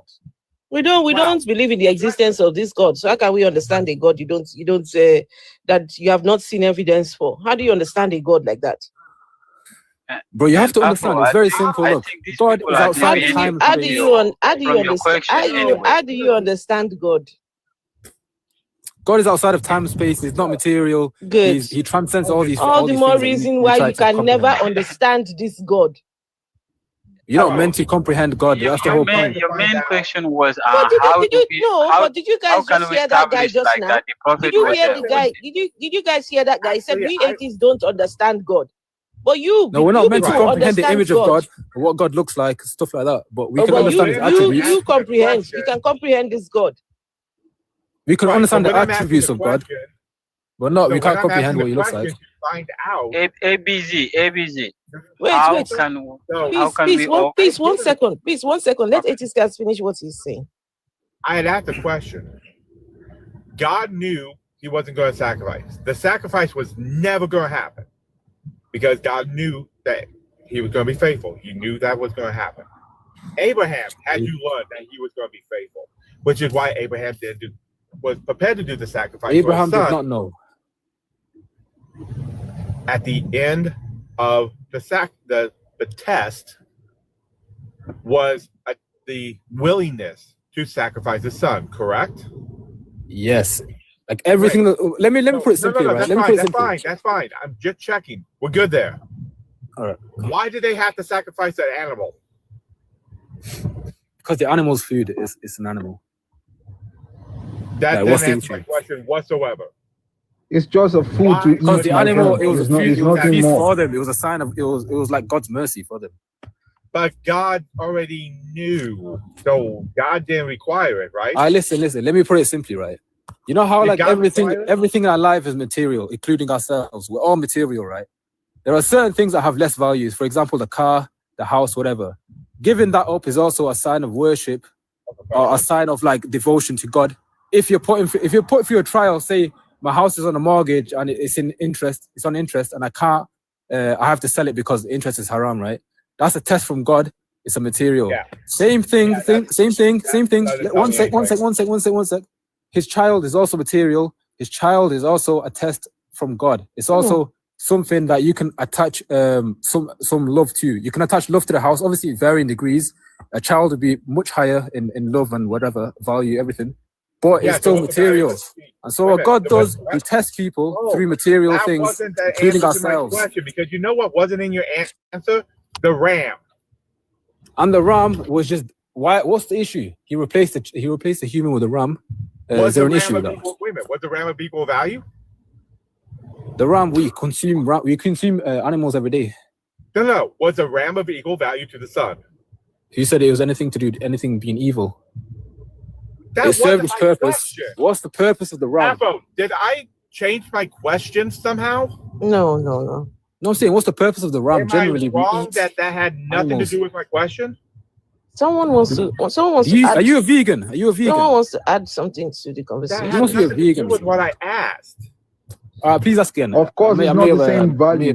Go ahead. Someone wants to add. Someone wants to add something to this conversation. Religion awakening. Yeah, thank you very much. ABC. See, let's tell us the honest truth here. Muhammad is nobody. You see the story that is putting hook around your neck right now has nothing to do with Allah. Muhammad stole it from the book of the Jews. This story was about Abraham and Yahweh. It has nothing, absolutely nothing to do with Allah. Muhammad stole it. Do you agree? No. Okay, fine. Muhammad's story? You mean the Quran story? No, he stole it. He said he stole it. Stole the knowledge. Okay, according to you, who built the Kaaba? Muslim believe. Okay, you say wait. So you're making two claims, right? The first claim is he stole the knowledge. I can disprove that because why did he not copy the mistakes? The mistakes should why did he not copy the mistakes? Should we start with mistake? No, what I'm saying, why did the Quran not copy the same mistakes? Do you want us to start with mistake? Do you want Go us ahead. to start with mistake? Show me one mistake. Okay, good. Mama, please help us show Surah Al-Tawbah, Quran 86, verse 5 to 7. Quran 86, 5 to 7? 5 to 7, yeah. You said we should start with the mistake. We'll start with mistakes. Yep, go on. Quran doesn't have any mistake. It's a perfect you see one for yourself right now. You will see one. Perfect. And he even challenges people to find a mistake. That's what the Quran says. If anybody can bring us, the Quran challenges everybody to bring something that even come close to it. So let's see. Help you. Hold on, let's help you. Yeah, let's see. The ribs on the backbone, yeah. Okay. I bet it's that one.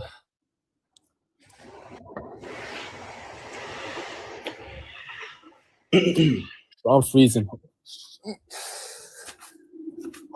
Let's help you, okay? Mama, please write it. Quran 86, verse 5. Quran 86, verse what? I'm looking at it right here. Yeah. So this scripture was talking about how human beings. Hold on, please. ABC. Hold on. It was talking now about human was formed from the fluid, and according to this scripture, the fluid came from rib cage. And this was a mistake of a. No, it said between the backbone and the rib cage. ABC, hold on.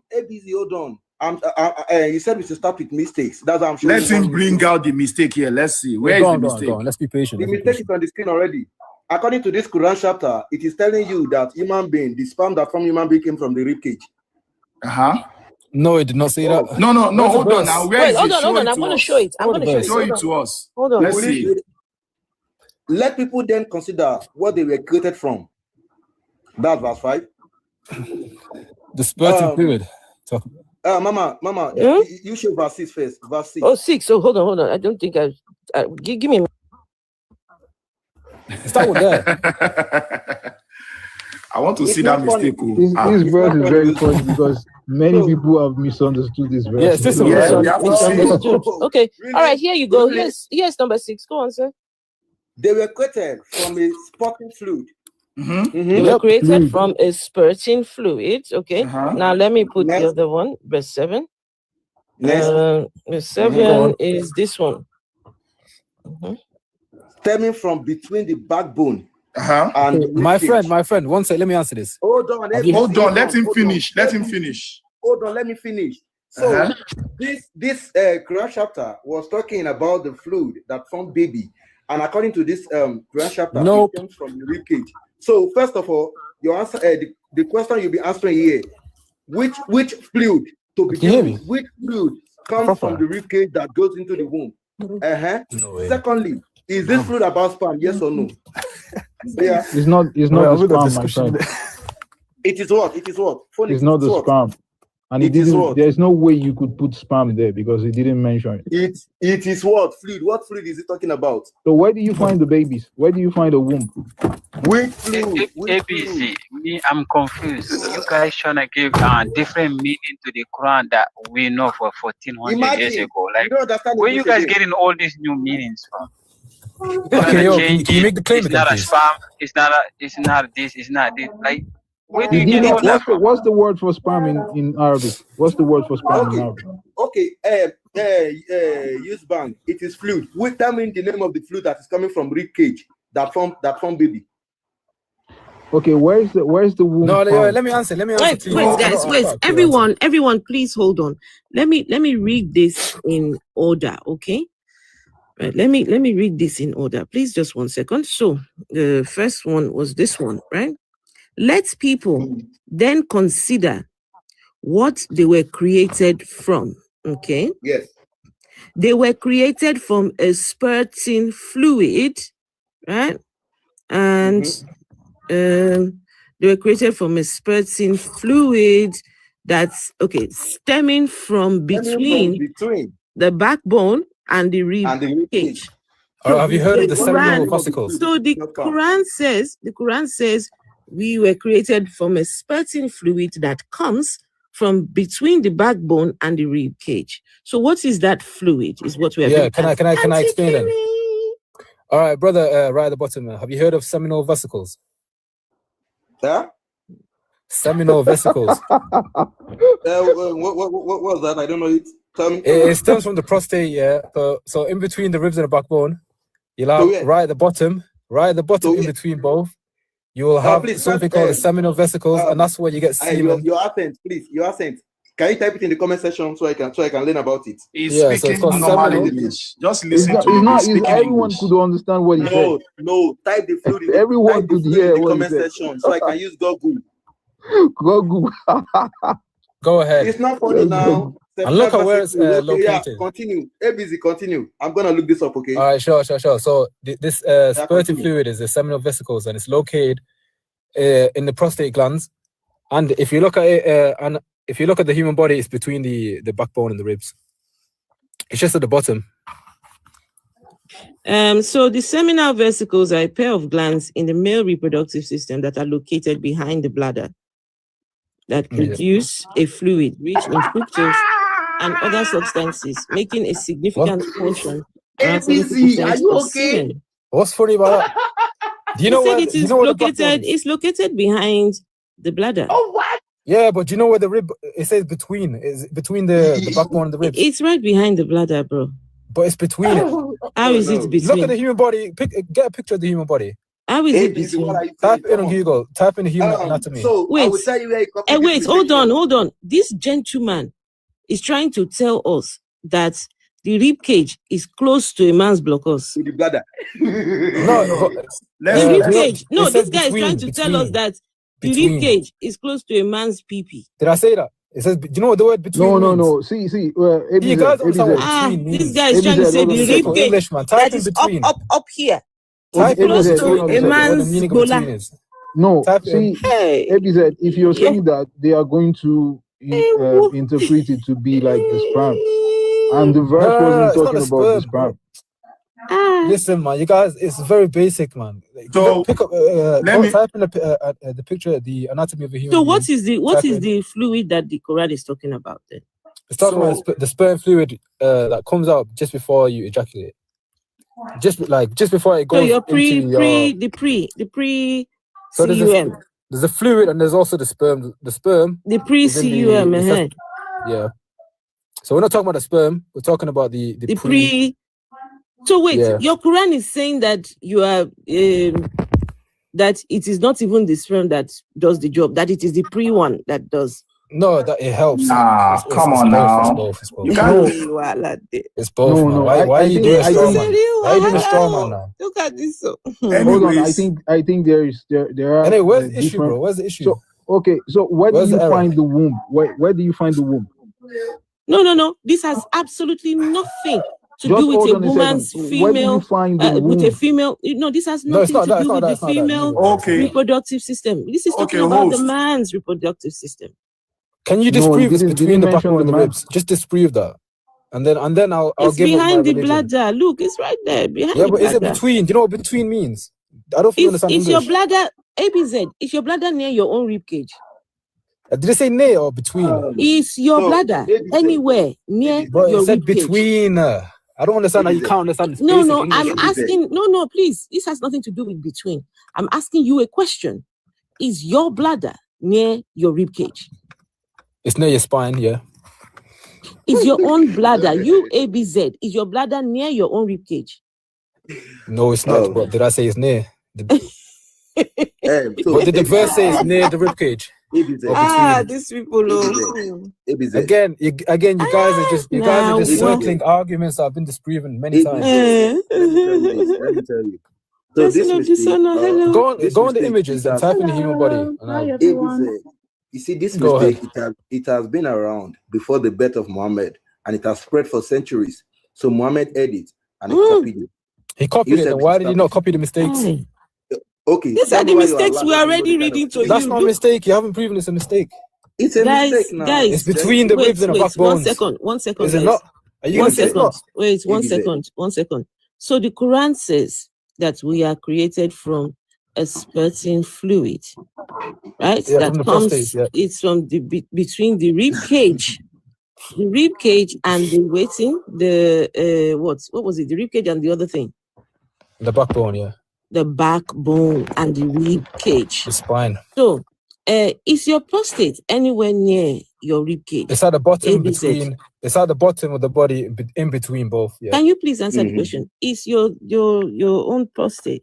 Is it close to your rib cage? Did the verse say close? I'm asking a question. Did the verse say close? I am not even talking anything at all. The verse didn't say that. I am not saying anything. Did not say close. I am asking a completely different question here. Nothing to do with the verse. I want to know about ABZ's anatomy. How his own body is designed. I want to know how ABZ's body is designed. ABZ, is your prostate close to your rib cage? It is not close, but it is between the rib cage and the backbone. Do you know what between means? Between means it's in the middle of. It can be at the bottom. You are saying that it is between your rib cage. If you look at the human body, and your at the bottom middle. It's at the bottom middle. Guys, you see where your rib cage is, eh? In ABZ's own, his own blockers is up inside his stomach. Mama. I didn't know. He's even giving. Again, he didn't say it has to be in the center. Sorry, there's something I found out now. Just hold on a second. So sorry, there's something I found out now. So where is the kidney located? No, we're not talking kidneys here. We're I talking understand. about I understand. reproductive. This is reproduction we're talking about. Just hold on. There's something I want to deduce. Just where's this the kidney located?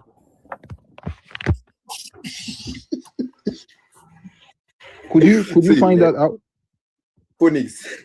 What has that got to do with this? Okay, next error. This is not Find about me a the fluid different coming mistake, from please. something that is in between the rib cage. This is about the fluid coming from the rib cage itself. Okay, That's what the Quran chapter just hold says. It on. doesn't Where say it's does the coming from kidney? the Where is it between. located? There's something I want to bring out here. Stop straw man. Please, Stop straw guys, man. we know we've not really heard from Peace. Let Peace say something, please. Please Don't straw man, please. Peace, go on. Okay, so I've been listening before I come up, so I know your question was to know the basic, to even know can we even trust Muhammad in the first place. But I think you guys have jumped over that. They haven't really said much about it. And mine, what I want to add to what you asked is that how did Muhammad know that he was a prophet? How did he know that? He never knew until 40 years old. 40 years old man. No, how did he know? He saw many signs. How did he became to know that he was a prophet? How did he because became he saw many dreams that came true the next day. No, he saw many miracles that he could perform by the will of God. He saw that's not true. Well, that's not true. It is true. He did many miracles. He fed. No. First of all, I said to know. I didn't say. I did not say. Okay, I'll name it. Hold on. I have my question. I didn't say within him being a prophet, whatever he got. I said, how did he become to know he was a prophet in the first place? To know that he's a prophet. Yeah, so he saw dreams. He saw for 6 months. He saw dreams every single day. He see a dream, and then it would happen the next day. So he knew something was happening to him. You have a reference to that? You have a reference for that? Yeah, look it up. Look it up. It's a very popular hadith. Sorry, hadith. Sorry to cut you short. I just quickly want to say this thing about the sperm thing. So I looked this up, and it says that I asked if the kidney plays any role in production of sperm. So then the Google said yes. Healthy kidney function is essential for male reproductive health and helps support normal sperm development and function. So then I look where the kidney is. So the kidney is actually between your backbone, in exactly where the Quran says. Like it's between your. Okay, that's a good, better answer than yeah. Okay, so you're saying if you look at it, you will find the kidney there. Adding Phoenix. You see what you're doing? You are adding to the Quran what is not there. You're no, not saying that the Quran is telling us. What did I guys, just wait, hold on, guys. Look at what this said. Look at what the verse is saying. Kidneys is that's what he's saying. I just checked it out now. Guys, look at what the thing says. Please hold on, please. Look at stemming from between. It said we are made from a spurting fluid, right, guys? Please look. Let me show you guys in order, right? Yeah. So he says that we are created from one. So it says, let people then consider what they were. Let's see. What they were created from. They were created from a spurting fluid, right? A spurting fluid, and this is what it says. It says that it was stemming from between the backbone and the rib cage. Now, Phoenix is now adding the kidney. No, I just told you what the kidney helps. Okay, your kidney, just hold on. Your kidney helps in your how you urinate, whatever comes out from your private part. Where do you see kidney? Where do you see kidney in the Quran? What do you mean? He said. What are you talking about? He said fluid coming. He said in between. So it's your organ. So your organ is. So where is it? Essential. See, you are adding kidney to the Quran is not saying anything about the kidneys. No, but your organ are responsible for the fluid passing anyway. How come your Quran does not identify the kidneys? No, he didn't say. He said coming from between those places. Yeah, that's the identification. There are so many things in your body. Like Quran is not an. So why have you chosen the kidneys then? No, because it helps. It helps. I just read it to you now. Like, yes, healthy kidney function is essential for male reproductive health and okay, help you support just thought that you would just bring the normal kidney, sperm we just go development and just look for function. the kidney and just add it. No, because bro, our don't organ, add, everything don't add, works together. don't add to your Quran what is I am not there. I am Before not you go adding and to make yourself a He's kufar. adding. No, all I'm he's not doing adding is to it. I'm just You go reading and make yourself what a kufar, oh, please don't do that. no, I'm Me, not I'm adding even, to it. I'm just trying I'm to trying tell to you because protect I you here now. understand like this is a straw man. I understand like He's I the one understand a bringing the little bit straw of man, no? science. So You're He saying is he's the one adding, but being he's the not straw adding man. anything. I'm He's not just giving adding he's giving a description anything of to it. a function. No, he's the one straw manning because we were here talking That's about not the what the spurting. We Quran were talking says. about No, the but spurting fluid. I just We asked were now, talking like about the spurting fluid and that. He's the one now bringing the you see oh wait, hold on, that's why you hold on, Where's the error? hold on, please. You have Hold to on, understand there's hold no on, error. everyone, please hold on. All Is right, the bladder a fluid? peace. I don't think Peace had finished what they were saying. Peace. No, after I was about to tell you, like, if you wanna really understand what that verse is saying, don't listen to them. They're trying to add something to it. They Yes, might they don't lie want me to to just listen. defend it. Mhm. You will have to go back to. They have tafsirs. They have Oh, I should go to the tafsir. Okay. yes, they have ulamas. They call the people of All knowledge. right, let me go to the tafsir. Whatever they say, They have tafsir. No, but did they have scientific knowledge then? Hold on, They did not have hold on. scientific knowledge, so obviously ABZ now, limited. come on, let him speak. ABZ. I have You've to been mute talking this the guy. whole I have to time. mute ABZ, this I didn't guy. cut you off for even a second. ABZ, you know, in the religion of Islam, I was born a Muslim. I spent about, let's say, 29 years of my life practicing this religion, and I've known quite a bit. I'm not gonna claim here that I know everything, but I know more the basics. So you can change the meaning that the ulama before us says. You cannot change that. You are not mufti. Only the muftis that have the power to even come up with something similar or close. But like to change the whole meaning, you will just say that here, but you can't even say that in front of your imam. After you can go on. Can I just address that point then? So I'm not. Yeah, 1 minute. Yeah, I'm not changing the meaning. All I'm saying is, if somebody makes a commentary, so if a scholar makes a commentary in the 11th century, they would not have the knowledge of deep human anatomy. So their explanation, so what they would say is basically, they'd give an answer like, maybe Allah knows best. We don't know exactly what this verse is talking about. Something like that. Thank you for proving that your prophet was not talking from God. Because if it was God who knew exactly what He has created in the human body, but He's not here to be a science teacher. God would have been very. God would have been. I'm speaking. Let's move on to next. Let's do next. The mistake has been proven. God would have said it word for word how people are created. So no, thanks for proving everything. Yeah, thanks for proving that the let's do prophet another was one. not from. ABC, shall we? We should do another one. No, even Afro, please go when ahead. you come to that, right, even the Allah, even the God in the Quran didn't clear everything because there's many verses. Go on, please go on. Sorry, I didn't hear. To the prophet that. Wait now, guys, please. I didn't hear what Peace said. Please. Okay, peace. Okay, sorry. The man is so peaceful. Okay. Go on, please. I would. Yes. What I meant to say is that even in the Quran, I didn't clear everything because there's a lot of verses in the Quran where whoever is the author of the Quran would be saying that prophet will be coming to you asking about this. Tell them only Allah knows it. He didn't answer those questions. There's many of that. ABC know that. Driving right now, but I can give you like at least 10 verses like that where they ask him, he don't reply. The answer, if you're telling me that the Quran is from Allah, the Allah itself, the God he didn't answer. He obviously knew that people are coming to ask his prophet, and he told the prophet that tell them that okay, if you only your Allah know it, only the God know it. Yeah, so the prophet would answer things that were necessary at the time. So, for example, so you're saying this that the prophet did not. The prophet did not have answers. The prophet did not have answers. No, he did. So the prophet would answer everything that was observable to the time. So if they asked a question, no. ABC. They did not have scientific. They did not need to know. Stop lying. I'm driving. Give me about 15 minutes. I'll come back. I'll give you verses where you will see the action the prophet.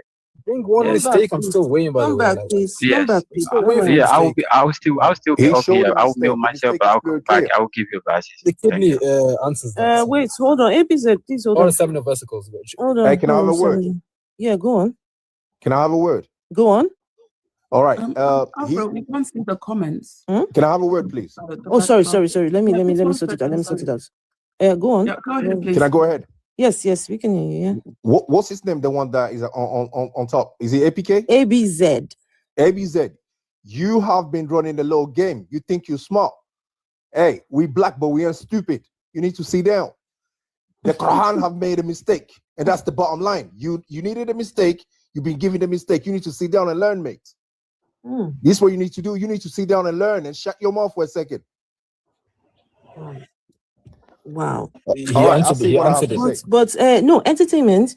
No, sorry. Share. What's your name? It's Share Entertainment. Share Entertainment. Now the trouble is, if they admit to it being a mistake, that means that they completely disbelieve. They fixed it exactly. Disbelief. He answered though. He answered. That is disbelief. So how is it a mistake? You see, It is a mistake. It is a mistake. You go releases. Mate.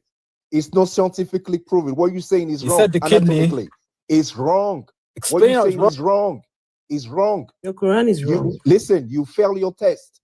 If you're trying to be a doctor and you're coming up with such stupid thing, you're not going to have your doctorate. So shut up your mouth.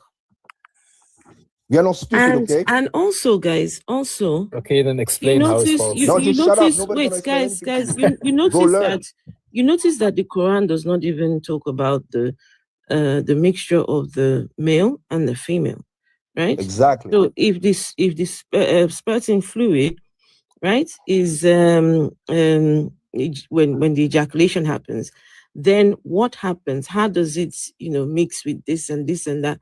But it just says it comes from a spurting fluid between the rib cage and the. And it's not between the rib cage. Very vague. Absolutely not. It's not between the rib cage. Absolutely not.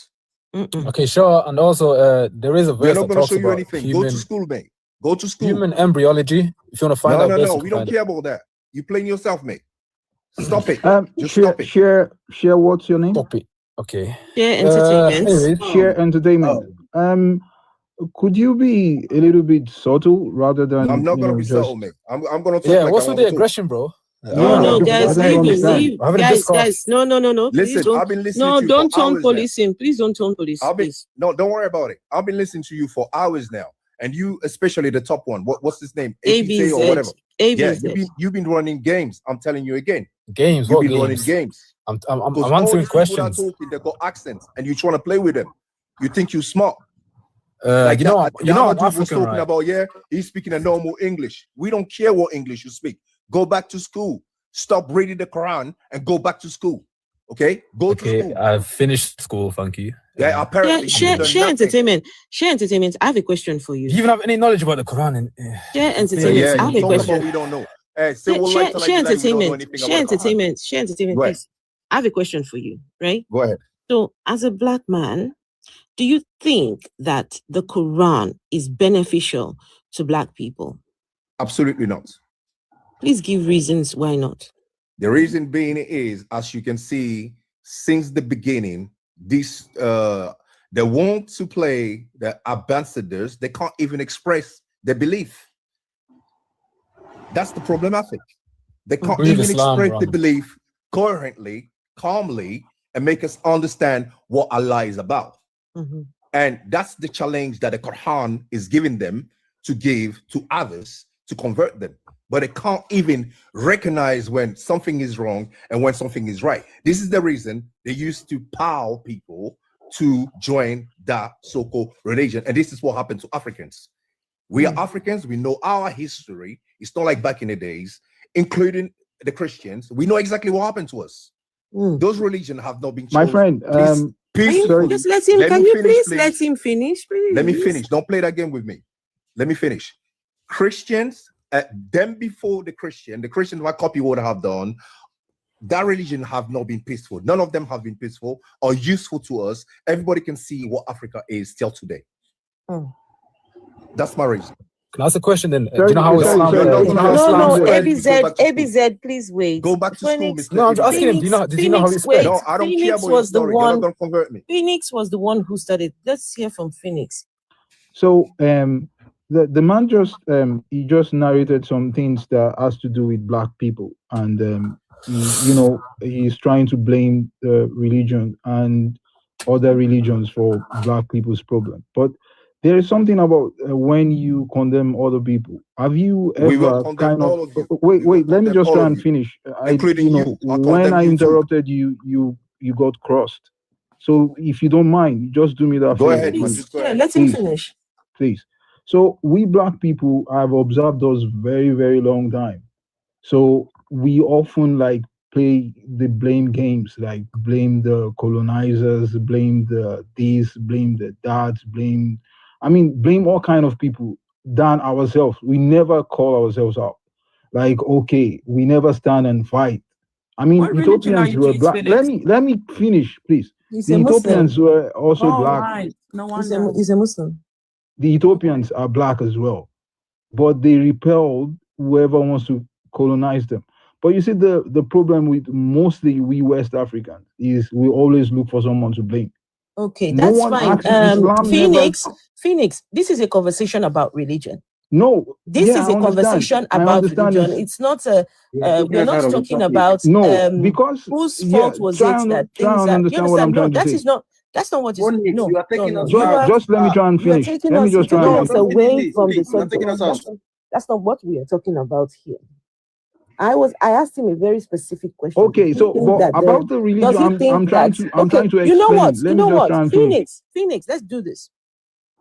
Do you believe that the Quran is good for black people?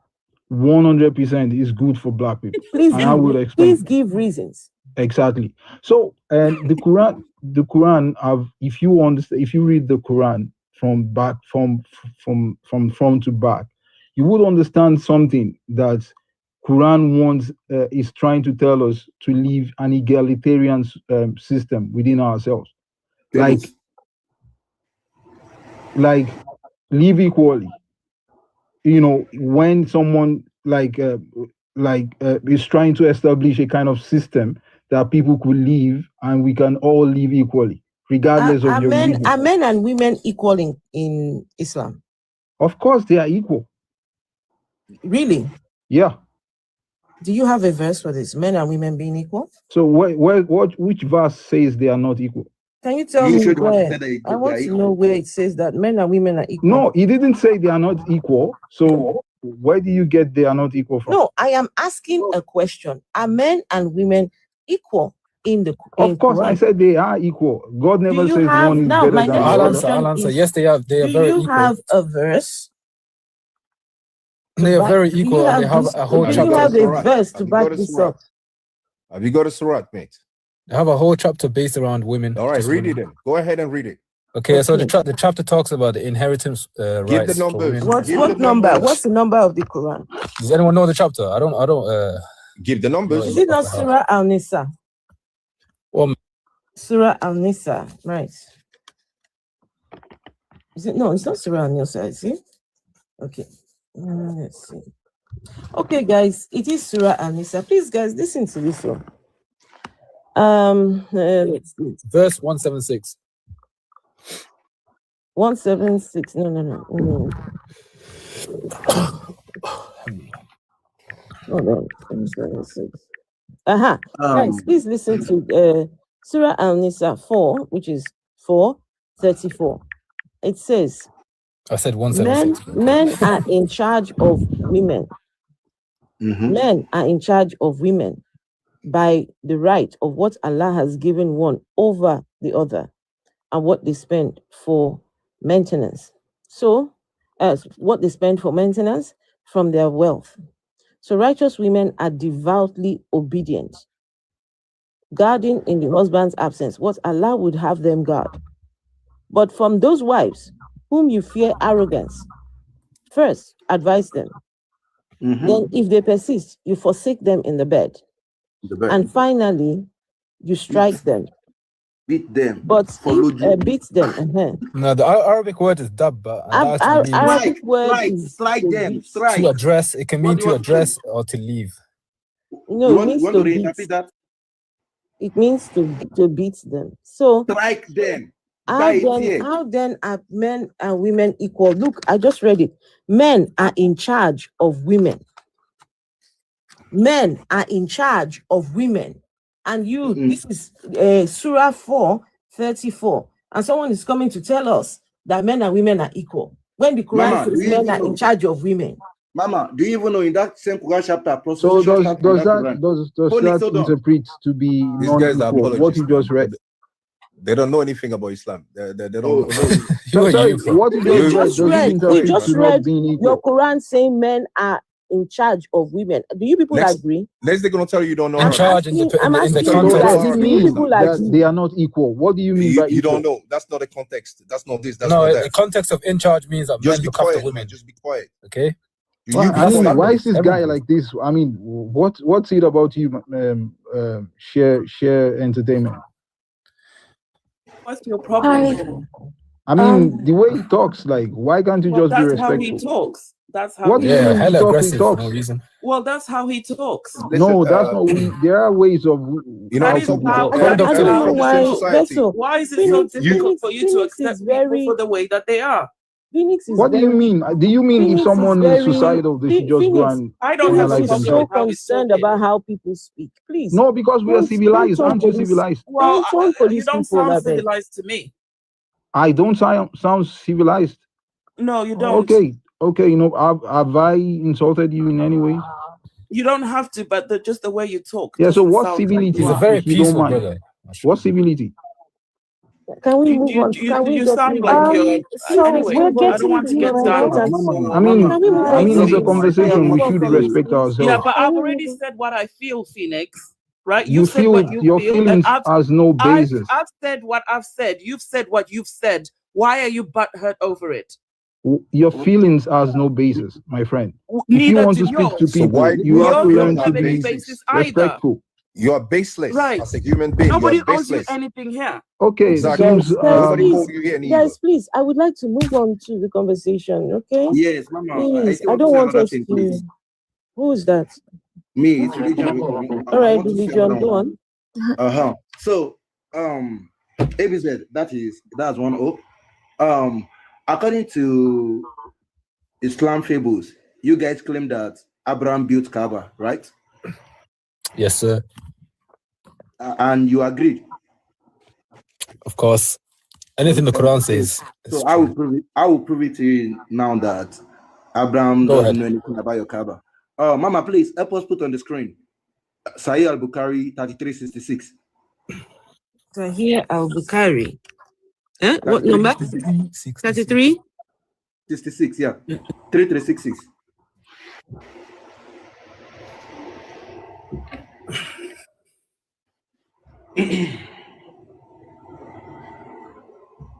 No way, you got rid of Phoenix. Oh, crazy. You calm down. Well, he got rid of Phoenix. Phoenix Okay, probably decided to drop down. Nobody did. It wasn't taken down, was he? I hope not. No, he was not. Okay, thank you. Okay. So, ABZ, are you there? Yes. So, this hadith was narrated by Abu Dawood, and if you check its grade, it's Sahih. So, I said, oh Allah Messenger. 1 minute, is it Ahad or Mutawatir? Huh? Is the hadith Ahad, meaning one chain, or many chains? It's Sahih. It's Sahih. No, I'm saying, is it mass transmitted? It's Sahih. Sahih. Or It's Sahih. Individual chain? It's Sahih. We don't know anything about it. You guys don't know these technical terms. All right, go ahead. It's Sahih. It's just kind of Go ahead. We just want to read the thing. We know about the grade, okay? So I said, oh Allah Messenger, which mosque was first built on the surface of the earth? He said, Al-Masjid Aram in Mecca.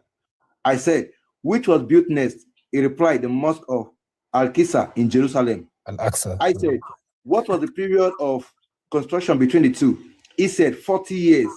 He added, wherever you may be, and the prayer time due, perform the prayer there, for the best thing to do is so blah, blah, blah. So according to Prophet Muhammad, the year difference between the Masjid in Jerusalem and Kaaba is 40 years, right? He's not talking about that one. He's talking about the land. Come on. The land. The land. He's not talking about the mosque that you see today. He's talking about like the Kaaba has been destroyed, rebuilt, same with Al-Aqsa. See the problem with these people? Hold on, let me read it to you again. What problem? There's many sources for what I'm saying. Abs, why are you got a arguing? selective- Which mosque was first built? It's called cumulative. Which mosque was first built? It says it right there. Of course, but I'm not disagreeing with the hadith. He's disagreeing. Have you been to an English school? Go ahead, bro. What was your point then? Have you gone to an English school or an Arabic? Which one is it? I'm from the UK, bro. Okay, we speak in English here, so you better bear to it. That's the bottom line. Don't start playing Mr. Arab or Mr. Je ne sais pas quoi. So, go ahead, bro. So, what was your claim? I love sharing. I would like to give you these references if you have a time. What's the claim? You don't have to be on this live, but when you have a time, maybe send me. take a note. I'm going to follow you. No, please. I follow you. Send it to me in the DMs. Yeah. Okay, bro. What's the claim? Follow me, and then we can. Yes. Guys. Thank you. If you finish this, who's speaking now? When you guys are done, we've got Auntie Kimi. I don't know if Vessel wants to say something after you guys are done. Yeah. Okay. Let's hear from the ladies, please. Brother, I'm confused, man. What's the claim? Okay. All right. Let the two gentlemen finish. Let me finish this one. So ABC construction period was 40 years. If the claim of Abraham being the one that built Kaaba be true, do you remember that the one in Jerusalem was built by I can't hear you, bro. Huh? Yeah, go ahead. Can you repeat that? I said if the claim of Abraham building the one in Mecca be true, do you remember also that the one in Jerusalem was built by Solomon? The temple is not Al-Aqsa. In Jerusalem was built by the Solomon. temple of Solomon is not Al-Aqsa. The difference. It is. Bro, it's standard knowledge, bro. It's a different. So how many temples? Al-Aqsa is not the temple. The temple. How many temples did Solomon build? He built the temple. How many? Temple? The temple in the place where Al-Aqsa is, but not the mosque. What's funny? Wait, no Muslim claims. No Muslim claims that Solomon built Al-Aqsa. Let me finish. No Muslim claims that, bro. So, you won't find a single Muslim scholar say that. To all of the audience watching this live, but what's funny? You know one thing about Muhammad. Muhammad is nothing but a self-claimed bro. prophet. What was your point, bro? Can you let the man speak? The man is ABC. Let him speak. So, Muhammad did not get any call. He only claimed it because the generations between Abraham and Solomon is more than 1,000 years. Whoa. Remember, after Abraham, come Isaac, come Jacob, come Joseph, come Moses, Joshua, Samuel, David. Before Solomon, that was about more than 10 generations. And in this hadith, it said the period of construction was 40 years. So what are you saying? If you said the temple, bro, if you said the temple was built about your Kaaba. Kaaba was built by pre-Islamic people of Mecca, idol worshippers. They have been worshipping in Kaaba before Islam. Take it or you leave it. That's according to you, but anyways, no, it's not. If it said that's the fact. If it said the temple of Solomon, then I'd say okay, you have a point. But it didn't say temple. It said Al-Aqsa, which is a different thing. Search it right now. The truth is, difference between temple and Al-Aqsa. What is an Al-Aqsa? What is Al-Aqsa? With the 40-year difference, there's no way that the Kaaba could have been built by Abraham. Ask Jews, you know what? Ask Jews. Jews will tell you. On the 40-year was built by the Quraysh that was worshipping that were idol worshippers. Yeah, the Quraysh were worshipping. No one's denying that. They were worshipping in the Kaaba. Yeah. Them that you don't deny that. Because at first it was built by Abraham. And then after monotheism, polytheism happened. Then monotheism again. You're lying. Abraham didn't build that thing. And who destroyed the Kaaba 3-4 times? It was destroyed many times. Even after Muhammad was destroyed. After the death of Muhammad Rasulullah, who destroyed the Kaaba? Is it not yourselves that destroyed the Kaaba millions of times? The Shiites, they're the ones, the Muslims. And you're such a peaceful religion. Wait, you're saying, you guys are saying that the Muslims destroyed the Kaaba? No, Persians that pretended to be Muslim. Destroyed that place many of time. Even so you can have pretending Muslims. There are many divisions now. When Islam first took over, it's been stolen before. The black if you know basic Islamic history, let me have been stolen as well. Plenty of if you know, bro, if you know basic Islamic, the Blackstone was stolen. Yes, I know. If you know basic Islamic history, when Islam took over those lands, has been stolen. Yes, when Islam took over those lands, and Afro, guess what, right? Guess what? There's nothing they're doing, like there's no practice they're doing today, which the idol worshippers was not doing with the Kaaba before Islam. Don't say the tawaf, because that's pretty going around the Kaaba. No, it's not only the tawaf. It's not only the tawaf. It's not only the tawaf. Please, everyone, I wanted the ladies to speak. Let's hear Vessel and then Auntie Kimmy. Afro, you remember Smeagol, right? I remember Smeagol. When they stole the Blackstone. My precious. My precious. With the Blackstone hiding in a cave. Nobody worships the stone, so I don't know what your point is. No, they do worship it because they go round and round. They go round and round. I've got a picture here. We point towards the Kaaba. I've got a picture. Why does it look like a female even the anatomy? Quran forbid that. Even the Quran forbid that. What they're doing is haram. What, going round and round and kissing it? It's haram what they're doing. And they're even stoning the devil. They go a place that has stoned the devil. It makes no sense. You can kiss it, but you don't have to. It's not compulsory. Be quiet, man. You don't know nothing, man. You're a liar. Are kissing. They're kissing. Sure. No, but why does it look like a woman's That's just your dirty mind. I think you watch too much pornography. I think you should stop watching. Yeah, you've been watching it too. That's why you know what I'm talking about. I think it's pretty obvious. Which surah? Afro, can you show us another photo? I'm coming. Chapter 17 from verse 90 to I believe 99. Read through the context and give me. Let me know if you understand. Chapter 17. Chapter 17, eh? Yes, chapter 7. Yes, 90 to 97. Okay, thank you. No, you guys can't really see this particular picture where they. Give me a minute. Let me try and find it. Share Entertainment. Are you aware that I learned something new today that is all haram. Are you aware of the hashtag Mosque Me Too? Share Entertainment or Peace or Pan-African or Auntie Kimmy. Is anyone aware of the hashtag? Sorry, what did you say? Mosque Me Too. What was that again? No.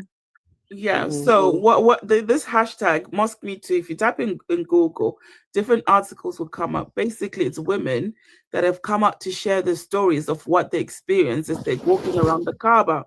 Yeah, they get raped and they get killed. Sorry about the word. No, not raped or unalive, but they're getting unalive. Look at the crime rates. They're getting groped, right? As they're going round and round, the men there are touching them up, touching their front, their back. Every man. They can grab their hand down. Every man that goes there does that, yeah? That's the truth. It's the truth. You know humans have free will. You know humans have free will, right? Look at that. It is the truth. And Vessel, guess what? They said it's haram for men and women to mix up together. But if you go to the Kaaba, people are half naked. People are half naked and they're mixing up together. I don't know why. Exactly. But they makes no sense at all. Idol worship, guys. Nothing not more, the women. nothing less. No woman is half naked. And the men are not hold on. Can I ask you guys? I've been there, so I know. Wait, can I ask you guys? Can I ask you? Wait, hold on. Do the men have any underwear in this thing they're wearing? No, but naked. They shave all their hairs and give it to the Blackstone. ABZ. Why do they have to have their ding dongs hanging? So we're in a state of purity, but it's only people with messed up minds that have I to did not. think, No. oh, There is nothing messed up. There is do we nothing show it? Do we messed up. fling it about? No, Excuse me, it's APZ. covered. There is What's the nothing issue? messed up about my question. I'm asking, why does why do they have to have their willies just The willies. not Okay, inside? so what we do is we have a shower. Can you let me finish? Why You do want they to have to answer? let their willies hanging out? Number one, no willies hanging out. So we have a shower and then we wrap ourselves so we're clothed. So we have clothes, okay? So we have something that's covering our private areas. So like we don't just fling it about and run around everywhere. What do you put? What do you put to cover the private areas then? These white robes. And why is what's the reason why this is? Because we all look equal and you can be the richest person in the world, the poorest person, we're all the same. So it's symbolic. Is the hair, the shaped people? Let me say something about what you said. They're all carrying. equal. The rich people don't walk in that mess. They're on top. You got to check no, it. they're not. I've been there, bro. The rich people Okay, don't hi. mess with the poor. You guys, I haven't said Talking from anything. your This teeth. is Let's hear from. with an agenda. All right, doesn't know let's hear anything from. about Islam. Guys, let's hear from Auntie Kimi, please. I can hear about a single topic. Afro Share Entertainment said that the rich people will be walking on top. They don't walk with those commoners. Bro, I've stood shoulder to shoulder with a millionaire, so I don't know what you're talking about. So All right, I can talk all you I want, want to know this bag this man is carrying. So is that where his pubic hair is? Like, Okay, now you're just no, you're not being you said sincere. that You're he clearly not being shaves, he sincere. shaves and gives the hair to the black stone. So he's there with the bag. So I want to know, in that bag, is that where the hair is? Bro, Vesu, if you read in their history, in the Islamic Surah history books, 17, right? Yes, Surah 17, verse 90 to 97, I believe, or 98. So I want you to read that and tell me what you understand on that. All right, context let me go there. Oh yeah, Auntie Kimi, can you say while I look for this? I have my original issue, but this rich and poor thing has now just set me off. You do know that because your lies, abs, your lies, poor people are sleeping in tents, in multiples, lows. They're literally camping out in the desert, going by shuttle, showering by the side of the road. And rich people, my friend who is from a rich family, was able to book a really, really close hotel overlooking the Kaaba. There is such inequality. You know what's can't funny lie about to that? people that know. I've been in those tents, so I know you're talking a load of rubbish. Ooh, I've been in those tents. Rubbish. I've We got literally videos. We got videos about them. Muslim. I'm telling you from experience. We got I've seen videos. pictures I've been and there. knowing. I've You seen can it go on firsthand. YouTube. You can see on TikTok. So then you're You can see it everywhere. exactly. My I have friend been in those tents literally. and all of them are happy. And you don't I've need to literally speak Arabic to understand that. You can be happy please in let Auntie Kimi. poverty. Please let That just happened.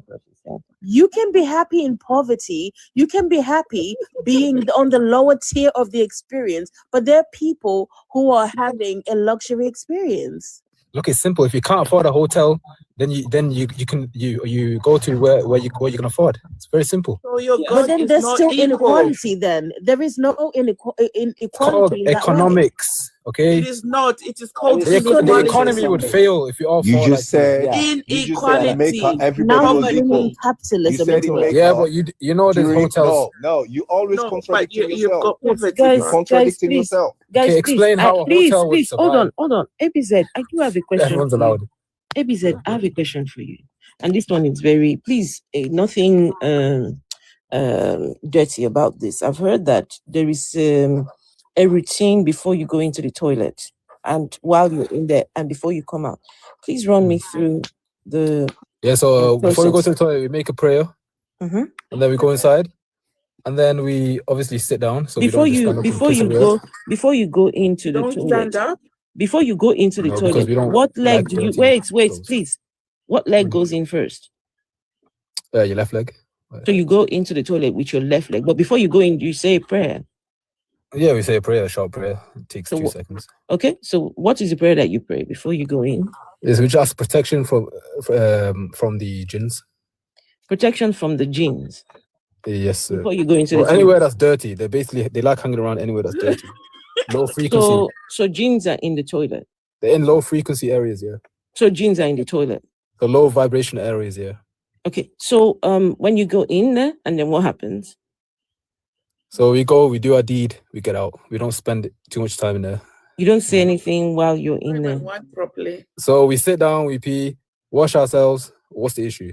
So you don't spend. Can you? Sometimes some people might take their phones with them. They relax, they chill. You know, you can't do that, but obviously it's not recommended. It's not recommended to stay there for a long time. Why not? Why not? Because the toilet is not a nice place to be for a long time. Well, can the genes It's a dirty enter? place. Can the genes enter inside your system if you stay long? Yeah, you can get possessed. Yeah. It doesn't happen every single time. You can get possessed in the toilet. It can happen, but it's not that common. Yeah. Okay, that's fine. So, when you're done doing your business, right? Then what happens? Sorry. When you're done wiping, cleaning, and then what happens? What do you mean? It's not some magical thing that's gonna happen. Pray before leaving. We just leave. Then what happens? Pray before leaving the toilet. We leave and then we make another prayer after we've left. You come out with your right. So you make another prayer after you have left. What leg do you take? Yeah, we say thank you, God. What leg? For with the right foot. Right foot. Yo. So wait, you say what? Thank you, God, for what? I don't know exact wording, but it's like thank you, God, for for helping me do a number 1, 2, or what? No, we just appreciate God. We don't have to say it. It's not like compulsory. Again, you don't even have to go in that. Okay. So what leg? Right. We just what have to follow the legs? prophet. So you go in with the left and come out with the right. Yes. You can't do that. Yeah. We like to follow the prophet. No, you can't. You have to come up with the right. Stop lying. Okay, you have to go. Just stop it. Wow. Stop it for a second. Okay. Can I just ask? You're a decent human. All right, go on. But it's not like a sin. It's not a major sin or anything like that. It's just like recommended. Guys, no, wait. You people, please wait. I need to say this, right? Guys, just think about this, right? Think about you're rushing to the toilet. You know those ones that if you don't say it, nothing happens. The ones that if you don't run, that is the thing go hold you. It's recommended Before you enter, even while you're in that state, you have to enter with your left leg and you have to pray before you enter. Then when you're in there, you can't be long in there. It takes 1 minute. It takes 1 second to make the prayer. Like you're acting like it's you have to do a workout. You have to bloody eat. ABZ. It is weird. It is weird to be praying. Can I just we believe in a spiritual world. It is weird to go and be praying before you take a shit. Because you don't believe in a spiritual. Can you let me speak, I beg? Because you think that a jinn, a ghost, can enter through your anal passage. What kind of thing is this? No one said that, bro. I don't know where you get the interpretations from. Afro. Yes. Do you see a pattern in highly religious people in OCD causing an OCD type of patterns of thinking because they're being made to have obsessive compulsive thoughts that if you don't do this, something bad. That is literally an OCD type of compulsion, type of thought pattern. And I literally, I have clinical OCD, and I'm telling you, and it was bad when I was a Christian. I don't know if being a raised Christian caused it. I don't know if it's my abusive childhood caused. I don't know what caused it, but I do have severe OCD. And when I was a Christian, it was like, if you don't do this, you're going to hell. If you don't do about the smallest little details. Right, religion is causing you for your brain to have disorderly type of thinking, and you don't even know it. You're experiencing inequality and poverty, and you don't even you're not in the real world enough to be like, actually, this is not okay. It's making you delusional. Yes, can I support your point real quick? Yeah, let me just answer her point. Hold on. You have talked a lot, okay? It's my chance. So religion makes you be shameful of who you are, right? The natural things that you're supposed to do as human being, right? Religion makes you hate it and makes you despise it. Let's take, for example, women. When it's time for them to menstruate, religion says they're unclean.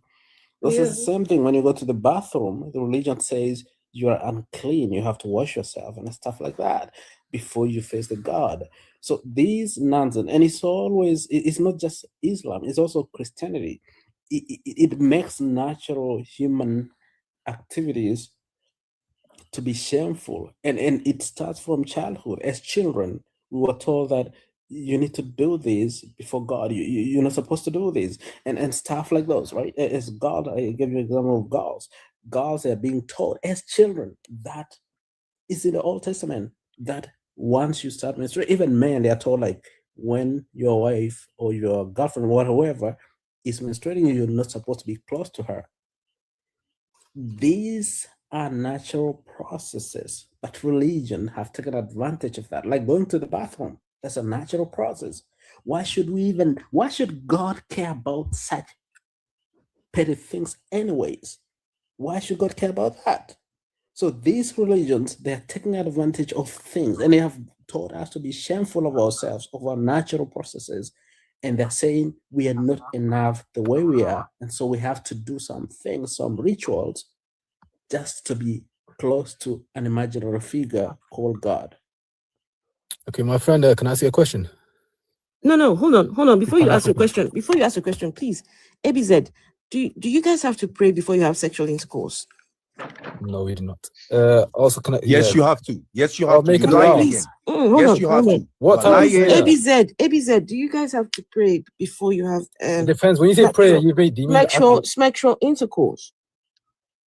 Okay, when you say prayer, do you mean that the actual you heard what moving said, about said. or the supplication? You have to pray before you have You make a supplication, yeah. You say you have to make a supplication to God, yeah, to purify, for it to be a blessed union, stuff like that, yeah. What's wrong with for that? it to be a blessed sexual experience. So if you have a kid, bless the child as well, so the child becomes blessed. And when you finish, you have to pray again. I don't see the issue. When you finish having it, you have to pray again. No, you don't have to. What's me? I'm thinking. It's all written in the hadith. Stop lying, man. If a man has 4 wives, imagine a man that has 4 wives now. Yeah, I wanted to ask you. You pray 4 times. Every time he has 4 wives, he could just pray. No. You pray 4 times. No. You got to pray. You got to pray 2 times. You go in, you get out, and you pray. Yeah, we don't have to do all that. Anyway, you're Pan-African. You lying. That's the question. You lying, mister. Yeah, it's written in the right? hadith. What are you governed by? Are you governed by the Quran? Are you governed by the hadith? Which one are you governed by? But you're saying after every action, you have to do your prayer. I would like to know one thing. Where's the evidence for that? Have you got your own Quran? Have you got it? I have my own Quran, man. No, that you wrote by yourself. That you wrote with your own fingers. So here's another one, right? No, yes or no? Allowed to, hold on. During the month of Ramadan, right, when you're fasting, are you allowed to have smacks during that month? During the fasting, no, because it's about controlling desires, so that after Ramadan we have better self-control in daily life. Oh, wow. Also, if the urge is too strong, married, ABZ, if the urge is too strong, then what happens? If the urge is too strong and you break it, you obviously break it. If you're married, you can have it. He's lying again. He's a liar. What? Say that no. Share entertainment. Say it again, please. I didn't hear you. When you are married, if you are married, you are allowed to have sex. You are allowed. Yes, but he's talking about the fast. Wait, no, during fasting. No, share entertainment now. Share entertainment during fasting. During the Ramadan, yes, you can with your wife. You can with your wife? Yes. Yes. After the fast. After you break your fast, you're allowed to have you mean relations. after you break your fast, you can now do it, yeah? During the Ramadan, yes. Okay, no, that's not true. But you see how you're changing what are you talking about? How you teaching what is not true? But you said objectively no. You said objectively no. It's about controlling your desires, and then after it's blessed, and then now you've been brought up on it, and you're saying no. Actually, after you break your fast, you're lying. He's a liar. After you break your fast, you said blessed. I said after you break your fast, you're allowed to do it. Oh, stuff. Yeah, no. You're not gonna gaslight a whole room of people. You said clip it, please. You said no. You're not a streamer. You said right. Oh, you're not allowed to have sex during Ramadan because it's to control your desires. Is because of your desires, and then after you're done, after the month is going to be very blessed. That's what you said. Until please stop muting me so I can reply. Until you were told no, and then now you're changing it. No, I said while you're fasting, the fasting period from sunset to sunrise, you can't have sex. You never say that. After you break it, you eat your food, then you're allowed to have it, okay? I'm the one that mentioned that. You have never I mentioned, bro. You said towards the end no, of the no, Ramadan. no. To be wait, ABZ, you I live first, this. ABZ, you first said no. We heard you. It was a Share Entertainment that corrected. Yeah, it was Share Entertainment that let us know that. No, because you're conflating that what I was talking No, about. he said you can actually have smacks during Ramadan. During the fasting periods, I corrected him. I said, after you break your fast, you can have it. Okay, very simple. It's not. You are showing how you've been very, trained to sidestep rules, how to lie, to bend, to literally. You have been shown how to control the truth and narrative. He's an apologist. He's an apologist. He will never admit to anything that is the norm of the of any equation. He will always lie. And we are ourselves. We were Christian, Muslim. We know the book of the Most High that it's talking about. Tell me what you're not going to lie to us. The bottom of the line is, my brother, you're not going to lie to us here. We know tell the me subject matter. One thing I lied about. Just tell me. I tell you what you lied one about. Thing. I tell you what you lied about. Go ahead. ABZ, you told us that the Surah Bukhari is not completely Sahih. Surah Bukhari. Sahih Bukhari. Sahih Bukhari is not completely. My bad. Sorry. You said okay. Let me ask the question again. ABZ, is Sahih Bukhari, is it authentic or is it not? Sahih Bukhari is a collection of historical statements. Some are authentic, some are not. So Sahih Bukhari. It depends on the chain, and it also depends on who was narrating it. So Sahih Bukhari has. You love the word lies. Wait. So Sahih Bukhari has a mixture of not authentic and authentic because hadiths, it's a bunch of collections of what people said. So some guys, people are you guys are hearing this. The hadith is named Sahih, means authentic. Yes. But the gentleman is saying to us that some things in Sahih Bukhari are not authentic. So I'm saying they're not 100%. ABZ, how do you determine what is authentic? So the way I determine is, for example, I use a very logical stance. If one person is making one claim, I say, okay, why did nobody else say the same thing? So that's how I assess if this is. So you use. Wait, hold on. All right. No, how does Allah want you to determine it? If now that He has given you a book, wait, hold on, because right now you've just told us that you are the one that use your own kind of system. No, what is the general system that Allah has laid down for you all to determine? Okay, these are His true words, and these are, how does Allah expect you? Yeah, so the words of Allah is very simple. It's the Quran. Those are the words of Allah, and then the Hadith. They're not 100%. So why does Allah want you guys to read something that is not authentic? Because many is authentic. It's not all the same. No, I didn't. You're not understanding if it correlates with the Quran, if some things in there are not authentic, why does Allah want you guys to add it to your books at all? He doesn't. Again, humans did a very good job of preserving the hadith, but it's not 100%. So why do you need the hadith then? Because the hadith talk about the history, the life of the Prophet, stuff like that. Yeah, but they're not authentic. Again, I said some are not authentic. Okay, how do you determine what's authentic? I just told you. No, I don't. You said according to you. I contrast it with the Quran, and also I use I check how many chains, how many people are saying the same thing. How many chains? What do you mean chains? So each hadith has many people. Some have one person, some have many people saying the same thing. So the chain would be how many people are saying the same thing. So how many will suffice? 20. So until 20 people, until 20 hadith scholars agree. That's why it's called mutawatir, and it's the highest form of authenticity. So I don't deny ahad, but I say that I don't know. Maybe it happened, maybe it didn't happen. But when it comes to the mass transmitted, so the ones that are transmitted by many people, I say, okay, this probably happened. Wow. Probably. So you have no certainty. Very likely so this is you have no certainty because it's not the word of God. Anything that's not the word of God, I'll say probably. Then Okay, why do you need the do hadith Quran, then? Why do you Because the need hadith hadith? helps. Do the Quran ask you to teach pray us the before life you go of to the the toilet? I'm It asking you a doesn't question. help anything. If the thing It has does. a lot of fake things inside For it. example, the Quran talks about this guy called Abu Lahab, and in the hadith mentions this is the Prophet, his uncle. So now we know we can put a picture to the person. It's not a mystery anymore. Who is Abu Lahab? ABG. So ABG. Earlier on, right? I think I've heard you saying that within the things that made you believe the prophet was that he had went to the sky and saw God.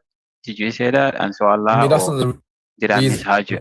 But that's one of the reasons. Yeah. Okay. He offended. Yeah. So hold on. That's the sign where of does Elijah. the Quran say? That's Elijah. Where did the That's Elijah. Quran? Elijah from the Not really. Elijah. Just because he went to the heavens doesn't mean that it's Elijah. Okay.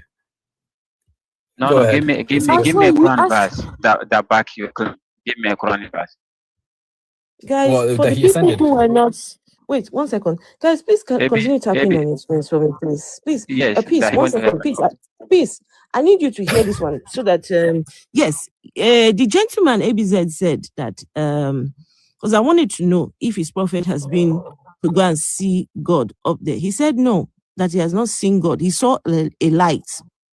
So the light, so the veil of God. So the prophets jumped on what was it? A horse or what? What was it again? So he went from Mecca to Jerusalem with a horse, with a burak. It's not a horse; it's like a winged creature. A winged something, yeah. No, ABJ. Wait, hold on. Wait, one sec. So he went up, right? He went up above by himself. Yeah. Went up above, and what happened when he got up there? And he saw many. He just met the prophets, stuff like that. He met prophets up there. Yeah, he interacted with the prophets. Then he saw bright lights. And then he went up and up and up until he saw the light of God. And then the light of God started speaking to him. Yes, he heard the voice of God. So he didn't see God. He did not see God. Nope. Okay. That's the pleasure from Elijah. Okay. Let's Afro. Just give me 1 second, please. No, it's okay. Please go on, please. ABJ, I said I need a Quran verse that supports your claim, because earlier on you just said that you will take any hadith that go along with the Quran. So now that claim, I want to see it in Quran. I know it's in a hadith, because the but I Quran want to tells see me. what the I'll explain. The Quran tells me follow the Allah's word, and also follow the Prophet. And the way I follow the Prophet is I will look at the hadith. No. I didn't say that. I asked. No. ABJ, don't deviate from my question. I said, give me a Quran verse that support this claim that the Prophet went to the heavens and saw the Prophet Ibrahim and all. Yeah. Okay, give me the verse. What verse? Where can we see that? Because there's no single verse that says that support that. I know you're going back to the Surah 17, but there's no verse that support that. So you don't have any verse to support your claim. So we want to see if you're going to be consistent with what you just said. It's chapter 17, verse 1. Okay, what did that verse say? Read that verse and translate for the people, please. Just read it, bro. I don't have it in front of me. You're the one who come with your verse. That's your book. You claim something. I asked you to bring the verse. You're asking a question. Yes, so read that verse and translate to people and see if that verse have anything to do with him. So the verse talks about people not believing him because when the Prophet came back basically he went from Jerusalem back to Mecca, and obviously people were like, how could you go? Hold on, brother. So I know I'm not. I know I don't speak good English. Hold on. I know I don't speak good English, but my question was clear. I said, give me a Quran verse that support this claim that you just made. I just told you. One. Okay, I can read the verse for you. And carry on. It's the whole chapter. Okay, the verse says, سبحان الذي أسرى بعبده ليلا من المسجد الحرام إلى المسجد الأقصى الذي باركنا حوله لنريه من آياتنا إنه هو السميع البصير. Okay, now translate that verse for the audience. You can read it. You know what it says. Clearly. No, it's not. It's not for me. It's for you. You're the one who come with the verse. I read it for you. I don't know the You exact don't know translation. nothing about I know Islam. You don't obviously know nothing. what it means. You're a liar. I don't know the exact translation. That really has nothing to do with what you're claiming there. Then if you claim it, if that's your claim, then no, then Hello, you got that one wrong. Esther. Hello, Glory kindness. be to him who took his servant from Masjid al-Aqsa, from Masjid al-Haram to Masjid al-Aqsa. Yeah, that verse, yeah. Okay, where did that verse says that the prophet went to the heavens? Where in the Quran? I was specific. I said I need a verse. And showed him his greatest of signs. That's okay, the part. but where did the people that wrote the hadith, where did they came with him going to the heavens and all That's that? what the So where prophet did told they the came people. with? The prophet told his companions the experience. So when he got back, the prophet told him, "I've just come from the journey," and then he explained what he saw. But on the way. Quran didn't say it, right? The Quran gave a general overview, and then the Hadith explained it. He explained it The himself. Quran, if you really hear the verse in the Quran, it never say any word about him going to the heavens. There's no single He verse showed him that of his says that. great signs. He No. talks about the low tree. It talks about stuff like that. That's not found Okay, on the planet. what that has to do with him going to the heavens? Because I was specific with my Because Allah question. says, I know. and then Allah says they don't believe him, even though because people when he came back in one night he went there and back. He said they don't believe him. But And then do you know why they don't believe him, APJ? Do you know why they don't believe It's him? a supernatural claim. No. Go to the same surah, chapter 17, verse 90. You see why they don't believe it, because they asked a question, he couldn't answer those questions, he couldn't perform what they asked him to do. Go to verse 90 to 97. Read the whole context. Just go read there. The Quran, you have to read Quran in the context, right? If you don't read it with the context, you're not gonna understand. So just go there. It's gonna take you a couple of verses for you to understand what happened that night, the day after that night. Just for I should have asked. How old is AB said? Are you old enough for this conversation? AB said. Oh, he's really. Hello. Yeah. How old are you, AB said? Just very quickly. People are I am 20. Why did you have to pause and think about it? Because I'm just tired. I'm tired. I've been talking for a long time. He has been talking for some time. To be fair to the guy. Yeah, to be fair to the guy. We've been talking crap for a long time. You know, we all. That's your subjective view, but you know. No, hey, there's nothing subjective about it. Hey, do you know what? I got a question for you. Seriously, you know, I'll let you have your opinion. Wait, hold on. Let me just say a quick hello to. Hey, Raskilo, what's up? Hi, how you doing, baby man? Hey, baby daddy, what's up? Not much, just Hey, Rich. I hope you guys, Raskilo, Rich. Just so you guys know, if you to convert to Islam, when you're going in the toilet, you have to take your first leg in, and you say prayer. Left one, and then say a prayer. Then when you're in there, you cannot stay too. You have to just do your business and be out.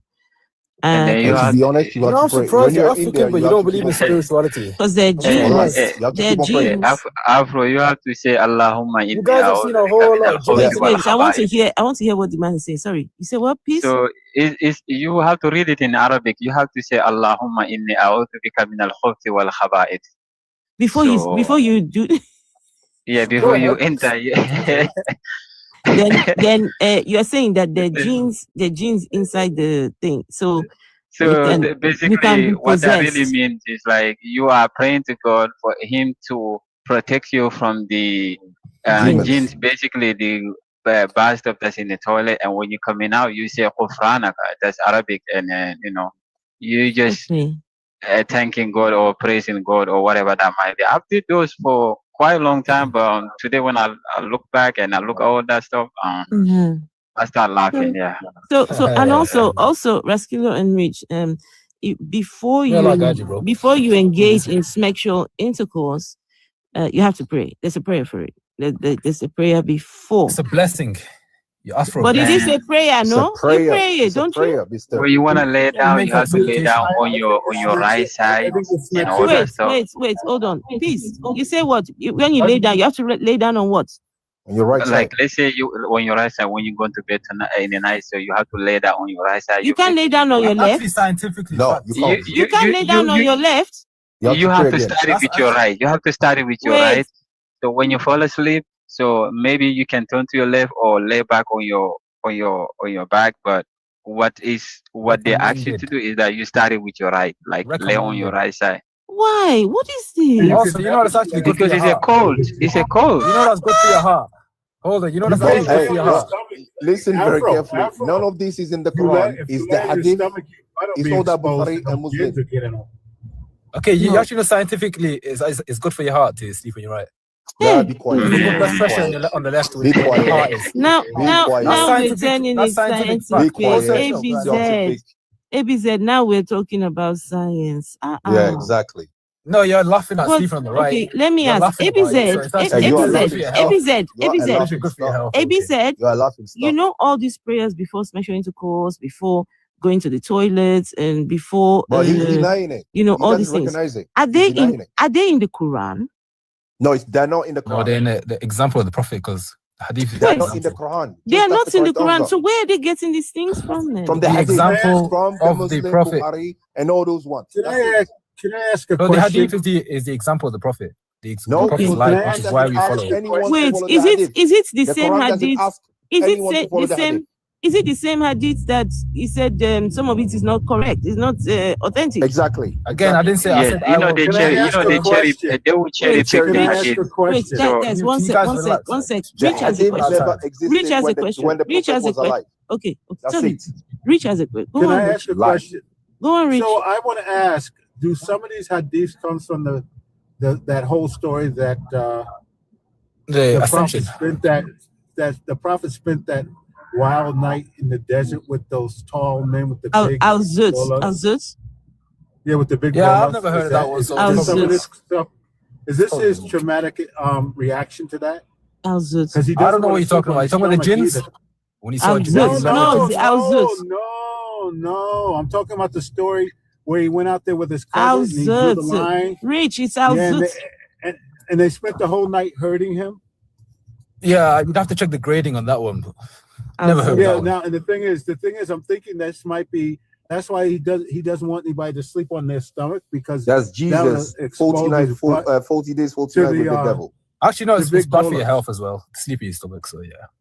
No, it has nothing to do with your health. They didn't. Why not? You didn't know. There's many teachings where he also told us to eat black seed oil. You didn't know that rule. You didn't know that rule. You didn't know that rule 1,700 years ago. Please stop it. Okay, but he's speaking to a timeless creator, so I'm pretty sure. He's not. He's speaking to the fact that he spent that night in the desert with those big bolas, and he came back crying that he was hurt. That's what according to what I have never heard that, so I can't comment on that. But okay, you need to go check that out. You need to. Anyways, the Prophet was the example of the Quran. He was the walking Quran, which is why we take his example. So you mean pedo, being a PD? No, again, that's a weak one-chain hadith with an unreliable narrator. His name was Hashim. Listen, he was a pedo, a PD. According to what? According to what, my friend? The age of his wife, he was a PD. That's a weak hadith. And and I'm gonna be honest, that's the only one we heard about. I can guarantee you there was others. No, there wasn't. Don't just deal with one. No, why was nobody else talking about her age? If I may ask. Yeah, because they were scared. Nobody else talking about it. If it was such a big... Because he was the prophet and he had the power. I'm pretty sure like one person talked about it, others should talk about it, right? Yeah. Why did that one individual talk about it? Why did nobody correct him? Why did people allow that document to stay behind? Because they were scared of him. That's what scared of him. Even though most of his life even before he became a prophet, people trusted him with everything they had. Is that all a lie? Are they all lying about that as well? Many people lying about his character. It'd have to be a massive conspiracy, a mass conspiracy. You know, my brother, learn not to justify what you don't know because you were not there. I know a lot. I've researched a lot of religions. I've been into it's a simple question. Was you there? As a person, was you there? Was you there? I use my intuition to understand. A simple question. Was you there? No, but it's preserved, and I can. Was you there? Yes or no? Was you there? As a human being, was you there? Physically? Nope. You were not there. Preserved. So you can never justify for it. Even secular historians will tell you. ABG. What do you think about him marrying his stepson's wife? What do you think about that too? Sorry. I said, what do you think about He doesn't know anything him about marrying that. his stepson's wife? He doesn't know anything about that. Yeah, Zayd was not his biological son. Oh my God. Well, that was not my question. I said his stepson. I mean, Stepson. adopted son or adopted son, stepson, The however Prophet you want to married for put many it. I don't. reasons. Sometimes he married to strengthen ties. Sometimes he married for political reasons. Sometimes he So married widows. okay, He married for many reasons. okay. Take us to the history. What happened before he married Zainab? What happened there? What was the history about that? You'll have to bring that up. What happened? ABJ, man, you're just playing around too What happened much. to Zainab? I'm not claimed to be a scholar, so I mean, if you have a claim, you can make the claim. You wanna act like you won, though? Cool, You like to be and one. then I think yeah, I'm you're a right. student. Go I'm on, a learner. go on. No, Sorry. you're not a student. You're a bad student. You're the one swearing. In Saudi Arabia, you know what would have happened to you? I think it's quite telling. You know what would have happened to you in Saudi? All these I've been there. blasphemy that you're doing.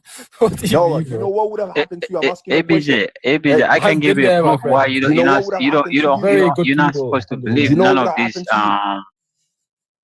What would happen? Tell me, please tell me. To what would happen to me? You won't be breathing by now. You won't be breathing. I guarantee you, you won't be breathing by now. I won't breathe because you're not I've been. representing Islam. You want pictures? You're not representing Islam correctly and politely, and with proof and evidence, like the Quran asks you. Proof and evidence. That's what Again, Allah there's says. nothing I said that will take me out of the fold of Islam. You are All a I said was liar. I had The hadith. first thing is you are a liar. You are worse than the jinn. You are a liar. Me, I'm telling you straight Again, away. you're the one insulting. We can rewind all this and we can show you the part that you've been lying. We can compilate that. You are Do it, please do it. I'm Please gonna do tell you again. When you go to sleep, you're gonna remember these words. You are a lying human being. Give me one lie. Okay. Listen, One lie. go check what's the meaning of lying or liar. One lie, please. Since Mr. is in England, you should know exactly what the word lying means. You are a liar. One lie, please. Just Stay one. there. You can stay all night. I'll bring down the sun and the moon, and I'll still won't tell you the meaning of lying. You're a fool, mate. You are a fool. All right. Can I give this to ABJ? So ABJ, so part of the reason why I don't think this Quran is the word of whoever. I don't know if there's a creator. I'm not really sure, but even if there was a creator, I don't think that the Quran is from that person. So when you really look at the Quran and the Hadith, right, you will find verses in the Quran where it says, it's clear. It says that if a Muslim or if a believer, right, kill a believer, that means that believer, God will never forgive that believer. God will never forgive whoever kill a believer, right? Okay. If you go to the Say it on the Quran or the Hadith. No, I'm giving two references. There's a verse in the Quran that says that, and I'm gonna explain what the Hadith says. Yeah, okay.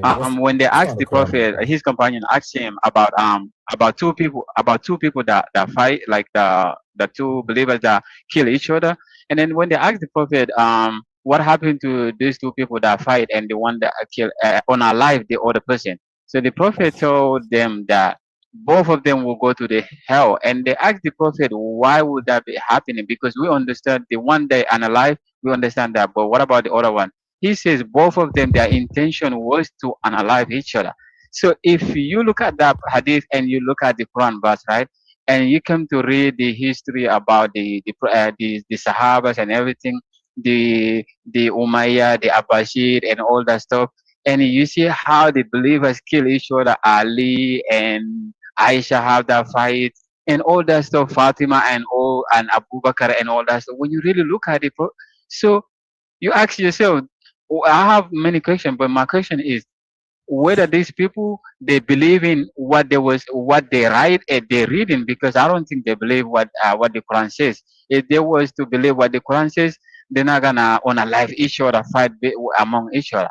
But we come to find out they unalive a lot of Muslims, a lot of believers, unalive believers. Even Osman, the people that unalive him, you know that.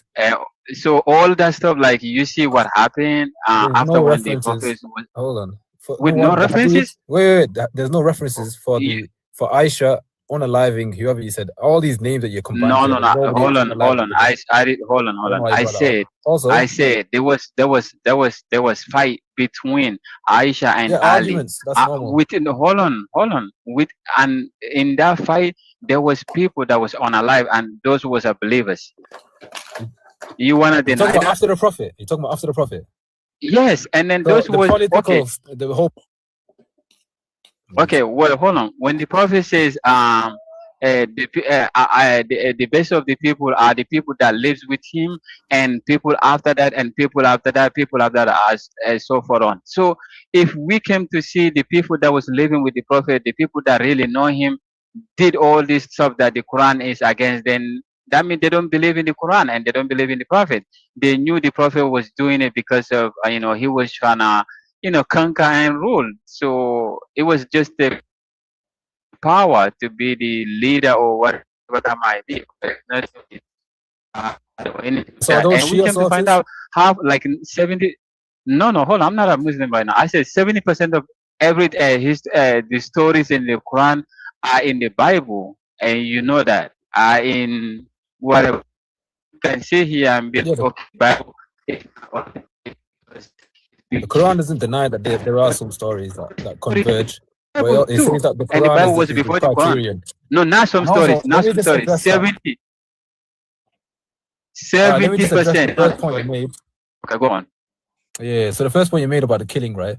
That doesn't contradict the hadith because what the hadith is just saying that they were both trying to kill each Don't other. say that. Just say unalive. Just say unalive. Unalive, my bad. So the Quran says that if you if a Muslim unalives another Muslim, they will go to hell, right? And in the hadith is basically saying that okay, so these two Muslims, right? They were both had evil intentions to unalive each other, and so they both went to hell because they.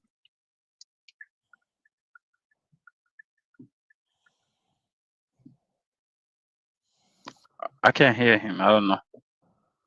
I think he muted himself. Yeah, she keeps muting me. I don't know why. No, why? He was speaking. Sorry, I don't know. Somebody muted me. No, come on, he's speaking. I did not touch the screen once, but okay. Yeah.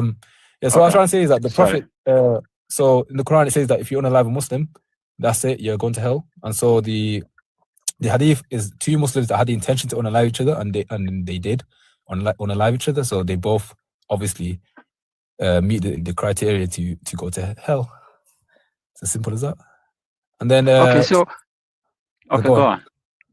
No, okay, yeah. So the conflicts you were talking about the conflicts about Aisha and all these different figures. First of all, give me the sources. These are probably Shia sources that you. No. This not. What do you mean Shia? What do you mean Shia? You guys every time. Okay. Did I explain my position? My position is that when the Quran says this verse and it says it's clear, if a believer unalive a believer, he will be in the hellfire. So, okay. And then the hadith clarified it and then explained it for us to understand it better way. And then if we go and then you want to find out, can you read Arabic? I can read it, but I can't understand it. You can't really understand it. Okay, then you can even find this. You don't have to even go far. You go to Google, just type it there. You want to know the Abbasid or the Umayyad, Umayyad. Oh, that's actually the Umayyad. The time, yes, you read all that stuff. Go read it. And Abbasid. So when the Islamic Empire took over, let me answer. Yeah. So when the Islamic Empire basically took over, right, it killed the soldiers of the different nations, right, but not the civilians. So the civilians, they were not. We're not talking about that. I'm talking about what happened between the Muslims. Let me clarify. I'm saying why we had the divisions, right, after the Prophet died. So the divisions came as a result of basically you had like all sorts of different belief systems. Like people would have the Persians that were taken over. They still kept their religion, the polytheism that they had. The the Roman, the Byzantines, they had their own religion, Christianity, Judaism. It was basically a melting pot of religions. That has nothing to do with Muslim. Nothing to do with Muslim. Bro, the Muslim Empire, man. I'm talking about the empire. The Muslims wanted to take the place of Muhammad Rasulullah. This is the reason they started killing themselves. Go to the point. What are you talking about? Stop telling us a longer story, man. Listen, what is wrong with you? Relax. So No, you when they go took read over, it. when they had the empire, right? They had the empire. Stop, forget about the empire story, man. Just Oh, get to the bro. point. You're trying to understand the divisions. I'm explaining Just get to the why point. there were Just get to the divisions. point. We know the But the division. point It's is, you that don't there know. were divisions because there were people with many different agendas. And so some people wanted to usurp the rulers, the Muslim rulers, and so they would cause conflicts. And these conflicts happened to happened Ali? for 200 What years. happened to Ali? Well, let me finish. No, you telling us some Disney story. Get to the point. Ali. We're adults here. Get to the point. Ali and Muawiyah. What happened between Ali and Muawiyah? Yeah, Ali and Muawiyah. These fresh, like many people that converted, they were hypocrites. Yahi, get to the point, Yahi. Muawiyah was not. It's haram part what of you're the doing. companions. Was he? I'm pretty sure. I'm not sure, but I don't think he was a companion. This guy's a nutter, man. But you need to relax. I don't know what. Get I don't to know the what point, you've my had for tea brother. tonight. I don't know what you've had for tea You want to tonight. say Dawlatul Umayyah, Dawlatul Abbasiyah, Dawlatul Usman. Did you even read about the history about the companion of the Prophet? Have you ever read Listen, it? I'm not saying they never argued, but they never fought and killed each other. I don't know where you got that. What? Excuse me? Who said? Excuse me? The companions. Man, What happened to Ali? What happened to Ali? Number one, after Muhammad. After Muhammad, there were Rasulullah. divisions. The Shia party. What the happened Shia to party. Ali? You're not answering the question. What happened to Ali? Yeah. No. Afro, thank you. Me and ABC, I think we understood each other. But Afro, the verses that I gave it to you, I'll text you references for you to read them into Give me a context moment. Give me a moment. I'll see check if this. you And can if you're right, understand. you're right. I'll accept defeat. Let me check this because I highly doubt you're right. But if you're right, I'll accept defeat. All right. Deal. Okay. You see his problem? He's thinking about the perspective of defeat instead of just being honest and open. Instead of learning, exactly. He's thinking about, if I make and I'm defeated.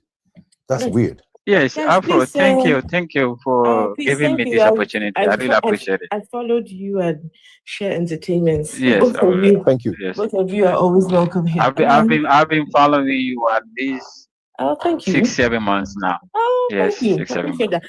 Can we hear Yes. from Avoid Problem, I beg?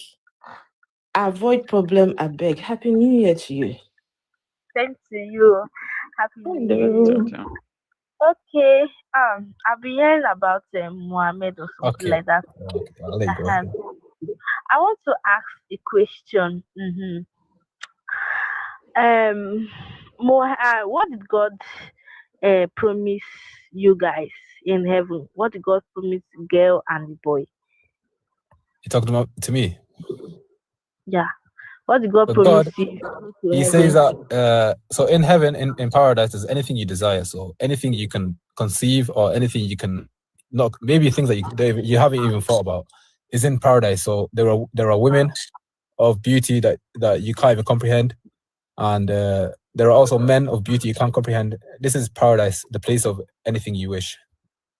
Wow. So what's the issue? The thing is that if you say, Well, the greatest blessing of paradise, sorry.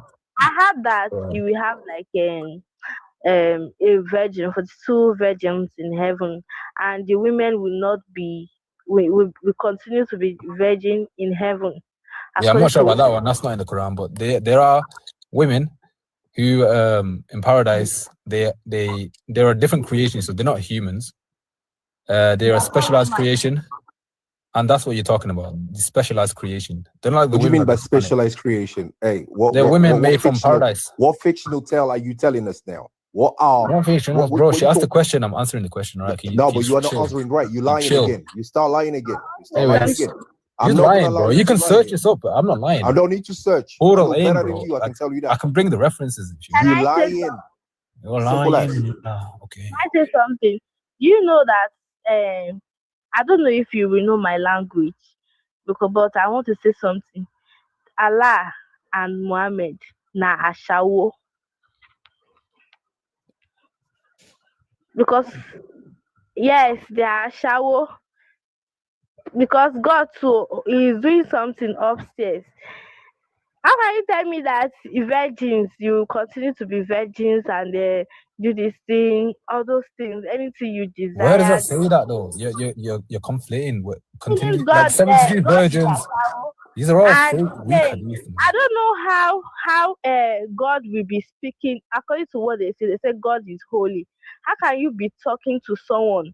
How can you be speaking to someone that his spirit cannot stay one place? How can God That's the that question. is holy, If you that go is to very paradise, holy? yeah, if you go to paradise and there was something, if you go to paradise, I'm still listen. wondering how the camera that God show, that the camera that because I heard that Muhammad speak to God. I'm There's no wondering camera. who was there when God was speaking to Muhammad. I Okay, don't know so who is There was no question. witness. There was no witness. who is the third person That was that was. Muhammad. He told his companions of that experience. But in regards to Okay, paradise, yeah, if there was it's something, My Muhammad question that was, said, who oh was my there? God, how do My you have question was, who was there? truth? nobody was there. That's the point, man. He ascended. Thank you. Thank you. How do you Okay, have but the truth by saying the truth? yeah, sister, can I ask you a question then? So if you go to paradise, right, and there's something that you're restricted from, would you say? Oh my God. Surely paradise is where anything you desire is at your command, right? That's the whole point of paradise. Can I ask ABZ? Man has dominion ABZ. over everything on this earth. So I don't know what ABZ. paradise you're talking about again. Go ahead. What is wrong with this guy? Did your prophet ever say that most of the people in Jahannam are women? But he also said the most of the people in Did paradise are he also women. say? Did he? So Where did your prophet say that? there's a different hadith that says the majority of people in Jannah are also women. So what Now it you're means is, referring to the hadith. So what is the Okay. hadith? yeah, give me a moment. What is that hadith? All right. Wait, the same person that said most of the people that will be in hell are women also said most of the people that will be in heaven are women. Isn't that a contradiction? Most of the people that will go to hell will be women. No, that's what he said. That's what the prophet said. These people are not serious. No, But what now type of he's saying that it is. He said most of the people that will be in heaven are also women. So how are the women going to be doing it with those virgin maidens that your God has prepared for them? The virgins. Why Okay, virgins even? he's lying. The religion tells most of the women are in hell. Hell. Fire. They will go to the hellfire. Yes, most women will go to hellfire.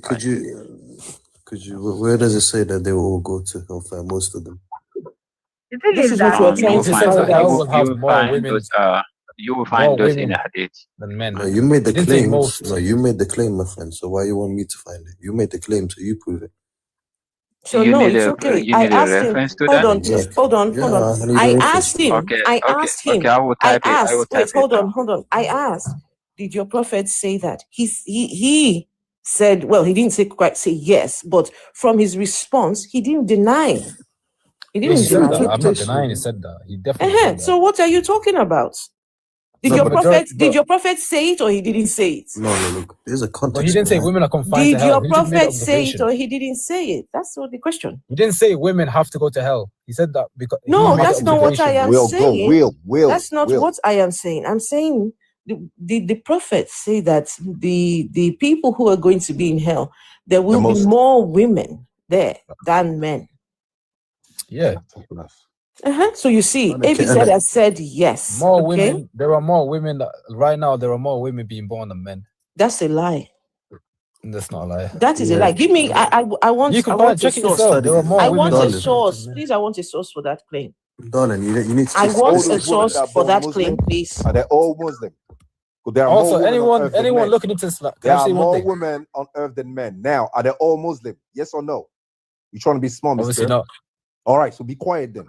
I want a source. You're making some wide claim, man. I want a source. Bro, who said they're all Muslim, bro? I think you're lost, man. I want a source, please. No one said they're all Muslim. There's more women on planet Earth than men. Now, are they all Muslim? Yes or no? No, but that's not the point. That's it. I want a source for the claim. It's not only Muslim women that go to hell or paradise. You do know that, right? Just be quiet, man. Just be quiet. Yeah, it's not just Muslim women. I'm not even listening to you, man. Okay, can you please, ABZ, provide the source where the prophet said there will be more women in Jannah? Okay. You told us that the prophet said there will be more women in heaven. Yeah, but Peace said that there will be more women in hell. He didn't prove it. So what's going on? Excuse me, I'm not talking to you. Hold on, AD. I said I will come with a reference. I'm driving. One second. No, it wasn't even. I started this conversation. I started this, and Mr. ABZ, made the claim that the prophet said this, that. He has already he has accepted. I agree to both points. Yeah, agree to both points. To both, but he has agreed. Me, I've never heard this before. That the prophet. What is okay, whatever. What is your solution to them? Trying to take the defense of these people. I don't understand you. Can you be your own man, your own master for once in your life? I want a source because I don't want ABZ to come and lie to us. The source was Sahih Muslim 2334, but it was worded slightly different. Go on. The hadith is basically saying that. What number? Sorry. Sahih Muslim. Give me the number again. 2834. Anyway, I need to go. ABZ. I'll let you do that research. ABZ. No. ABZ, you're not going to run away. Sahih Muslim. 2834. Go ahead and do your research. 2834. Wait, hold on. 2834. ABZ. Yeah. ABZ. Is Sahih Muslim? Is it authentic? Oh, we're not going around it. We're not doing this again, man. I can't be asked. I'm really tired. I just need to know. My brain's a bit foggy right now. You already told us that Sahih Bukhari is not, well, it's got a lot of not authentic. I'm neither going to confirm it. I didn't say it's false. I said I'm neither going to confirm 100% No. You need to stop. You're lying now. You are lying. You already told us. When did I say that? I said oh my You already told us that there are things in there that are not authentic, but you use your logic. I said, right? You said you use your logic. Nor deny. I said I'm not going to confirm you were going nor to deny use because your one logic. person said it. Okay, all right, that's fine. Sorry, please. What is before you go? I need to see. Please, I need to see this thing. What he said. What was it he said? Sahih Muslim. 2834. 2834. Yeah. So I just want to say, anyone watching, this is not the right way to learn about Islam. If you want to learn about Islam, read from the sources. Hey, they know where to go. They know the Quran is enough. The Quran is enough. We don't need no. The Quran is enough. Go read the enough. Quran. That's it. The Quran is enough. That's it. That's the bottom line. Sahih Muslim, what number, please? That's it. What number? Sahih Muslim, what number? Does anybody remember? What number did he say? 34. Was he removed? Oh, goodness. I didn't get the number. Guys, did anyone remember the number? There was 34 in there. I don't remember the rest. Oh, goodness. I'm trying to find it because he started giving excuses that it's worded different. Did you hear that? These are apologists. I think the number is there. No, I don't know if it was dropped or what. 238. Is it 238? Was he dropped? Guys, was he dropped? No, he said he's gonna go because he's tired. No, did he say that? Okay, yeah, he said that long time. Yeah, Muslim. Did he say 238? 324. Okay, let's see. 324. It's the book of menstruation. No, that's not the one. Okay, wait. I'm gonna get it. I'm gonna get a verse, yeah? I'm gonna mute myself. Wait. These people have a whole the amount of water with which it is recommended to perform gozo. No, you won't believe it, man. You won't believe it. In the case of Janaba, a man and woman washing from a single vessel, one of them washing with the leftover water of the other. Zainab bint Salah reported that Salama and the Messenger of Allah took a bath from the same vessel. Why is this important, though? The amount of water with which it is recommended to perform ghusl in the case of a man and woman wash from a single vessel. One of the okay, so Anas reported that the Messenger of Allah, may peace be upon him, took a bath with 5 mukuks of water and performed ablution with 1 mukuk. Ibn Muthana has used the words 5 makakia, and Ibn Muad narrated it from Abdullah. Goodness. can't even figure these things out. It's like they won't tell them how much water they can use. Huh? What kind of thing is this? What? Oh, wow. Does anybody know? Does anybody know? Oh, God. Where's that guy now? You should tell us now. Oh, man. Anyway, never mind. This is crazy. The more you find out about this. Wait, hold on. Sahih Muslim 326. The Messenger of Allah took a bath with 1 sa of water because of sexual intercourse and performed ablution with 1 mud.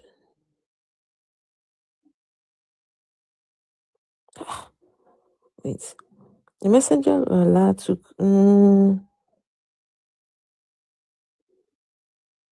Why is there a lot of repeating? Why? Hey, look at this. Listen to this. The people contended among themselves in the presence of the Messenger of Allah with regard to bathing. Some of them said, we wash our heads like this and this.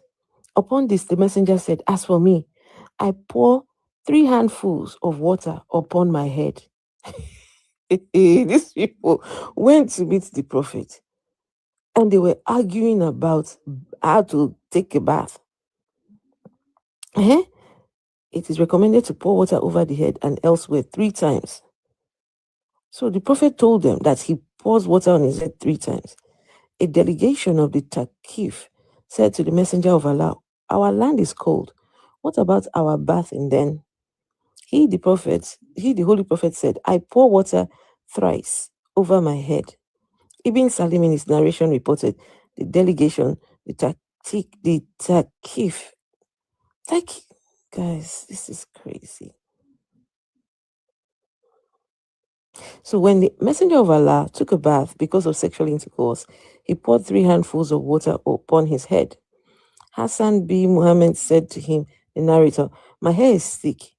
Upon this, Jabir observed, I said to him, O son of my brother, the hair of the Messenger of Allah was thicker than your hair, and these were more fine than yours. So they expect them to only use 3.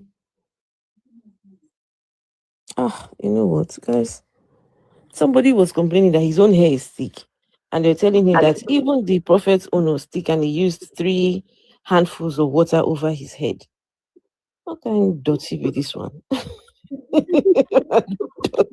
You know the full history of Europe, right? Sorry. You know the full history of Europe, right? Mm-hmm. That's the same thing. There's no difference between them. Mm-hmm. I don't want to go into the details, but no, that's it's the bottom line. It's okay. That is the bottom line. You know, at the end of the day, it's all love, but like nobody gonna take us for fool anymore. Did anyone notice when that guy AD joined the panel, the tone of ABZ changed? Did you guys notice that? Yeah. Did anyone notice that? Yes. I know it's because he speak Arabic. He can read Arabic and everything. No, I don't know. Just something changed about ABZ as soon as that guy AD came up. It looks like as if they know each other. Looks like they know each other. Maybe not. But what it is, right? These people can come. That's the reason he left. These people can come here and come and lie. But really and truly, some of the lies are quite serious. If the other Muslims hear what they're saying, it's enough for them to be takfired. Yeah, it means that they can say no. You have become a kafir. Exactly, because they can't stand on the belief. They can't. And that Quran that he's claiming tells you to come with proof and evidence. Really? It's written thousands of times in there. And Afro, if you can take a look at this one, is in Sahih Muslim 1887. Wait, so hold on. Sahih Muslim 1. Sahih Muslim, what number? 1887. 1887. Hey, don't give me something that will shock me now. Raskilo, we've not even heard from Raskilo. So, hey, goodness. Let's see. Okay, so 1887. All right, let me read. We asked Abdullah about the Quranic verse. Think not of those who are slain. Shared entertainment. I'm going to mute you for a minute. Yeah. Think not of those who are slain in Allah's way as dead. Nay, they are alive, finding their sustenance in the presence of their Lord. He said, we asked the meaning of the verse from the Holy Prophet, who said, the souls of the martyrs live in the bodies of green birds.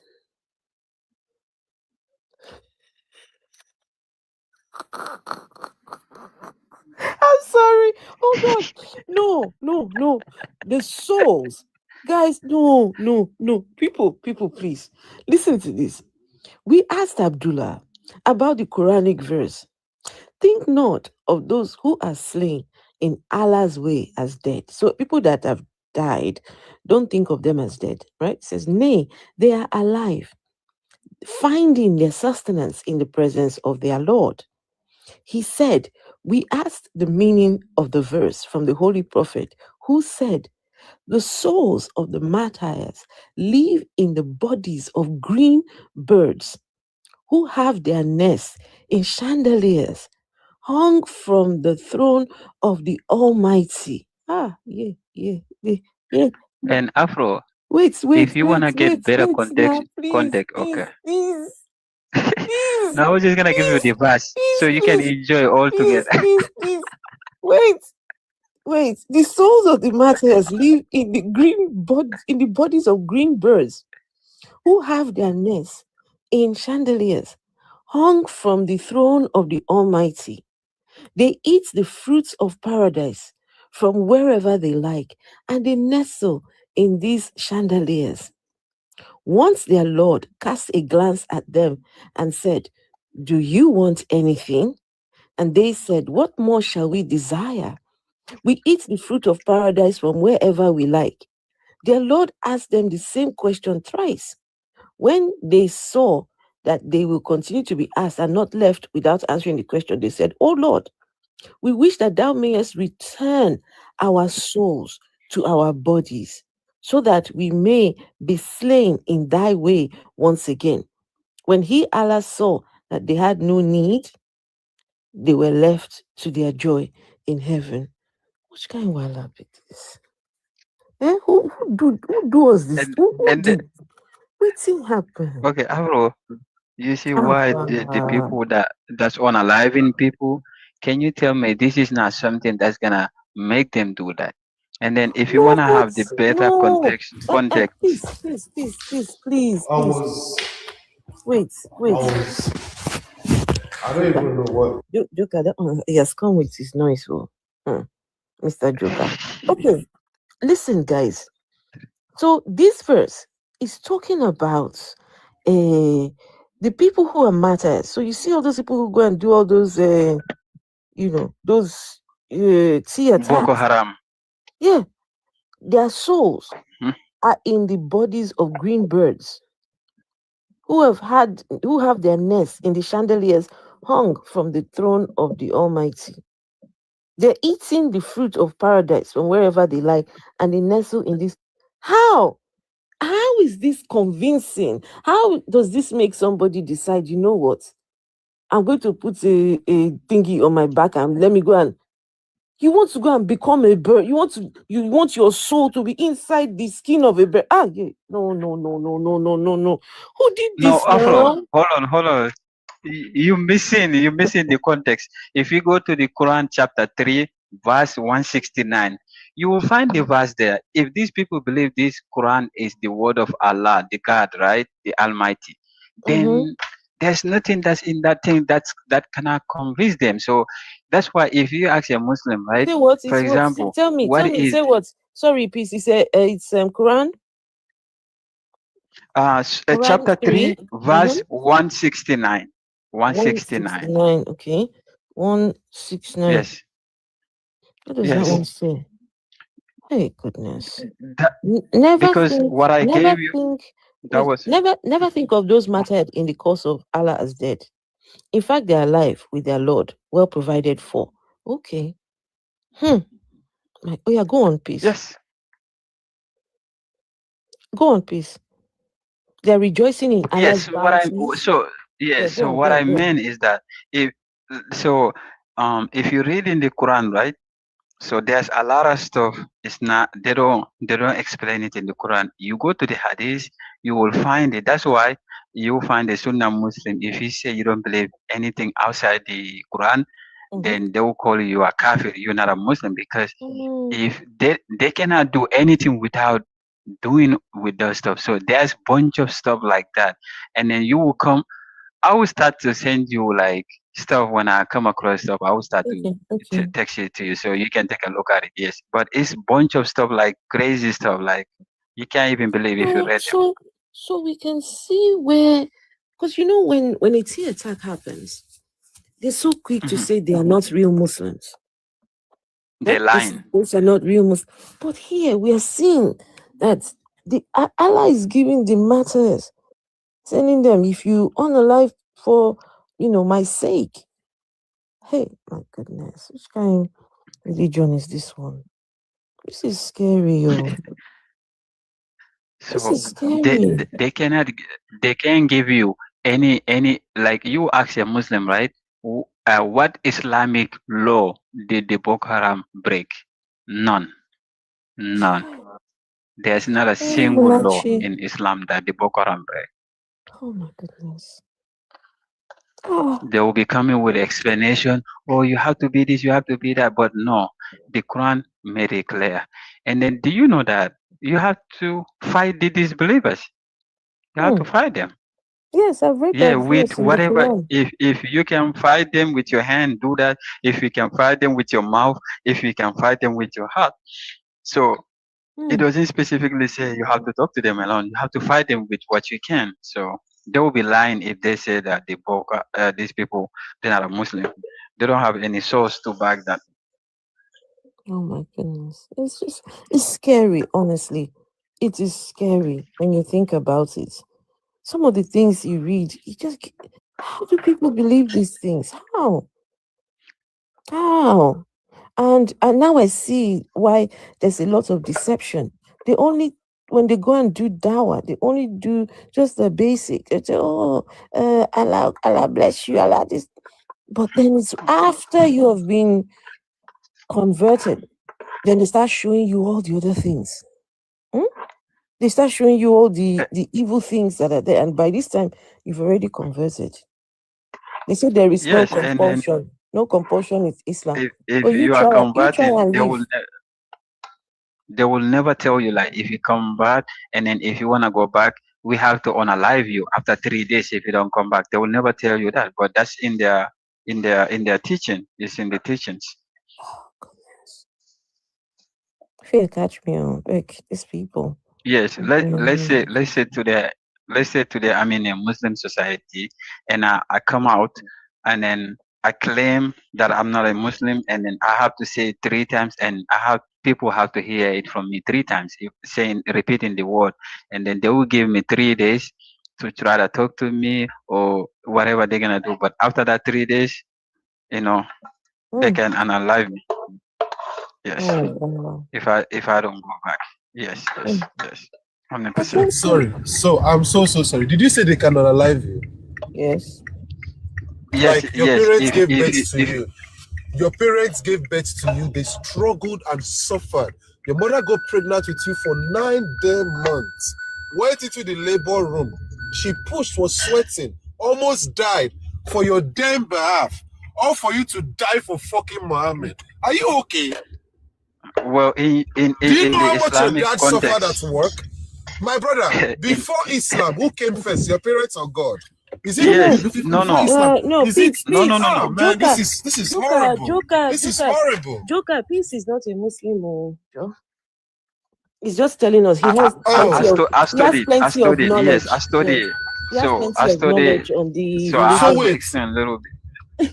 So wait. I'm even more confused now. Let me understand. You studied the religion. It's not even belief. You don't believe in the religion. You studied it. Yes. I used to, but not anymore. What was the conclusion of your study? Oh, so you are not a Muslim You anymore? know, he's not a Muslim. No. I thought you wanted to die for Allah. The way we are the coin saw too.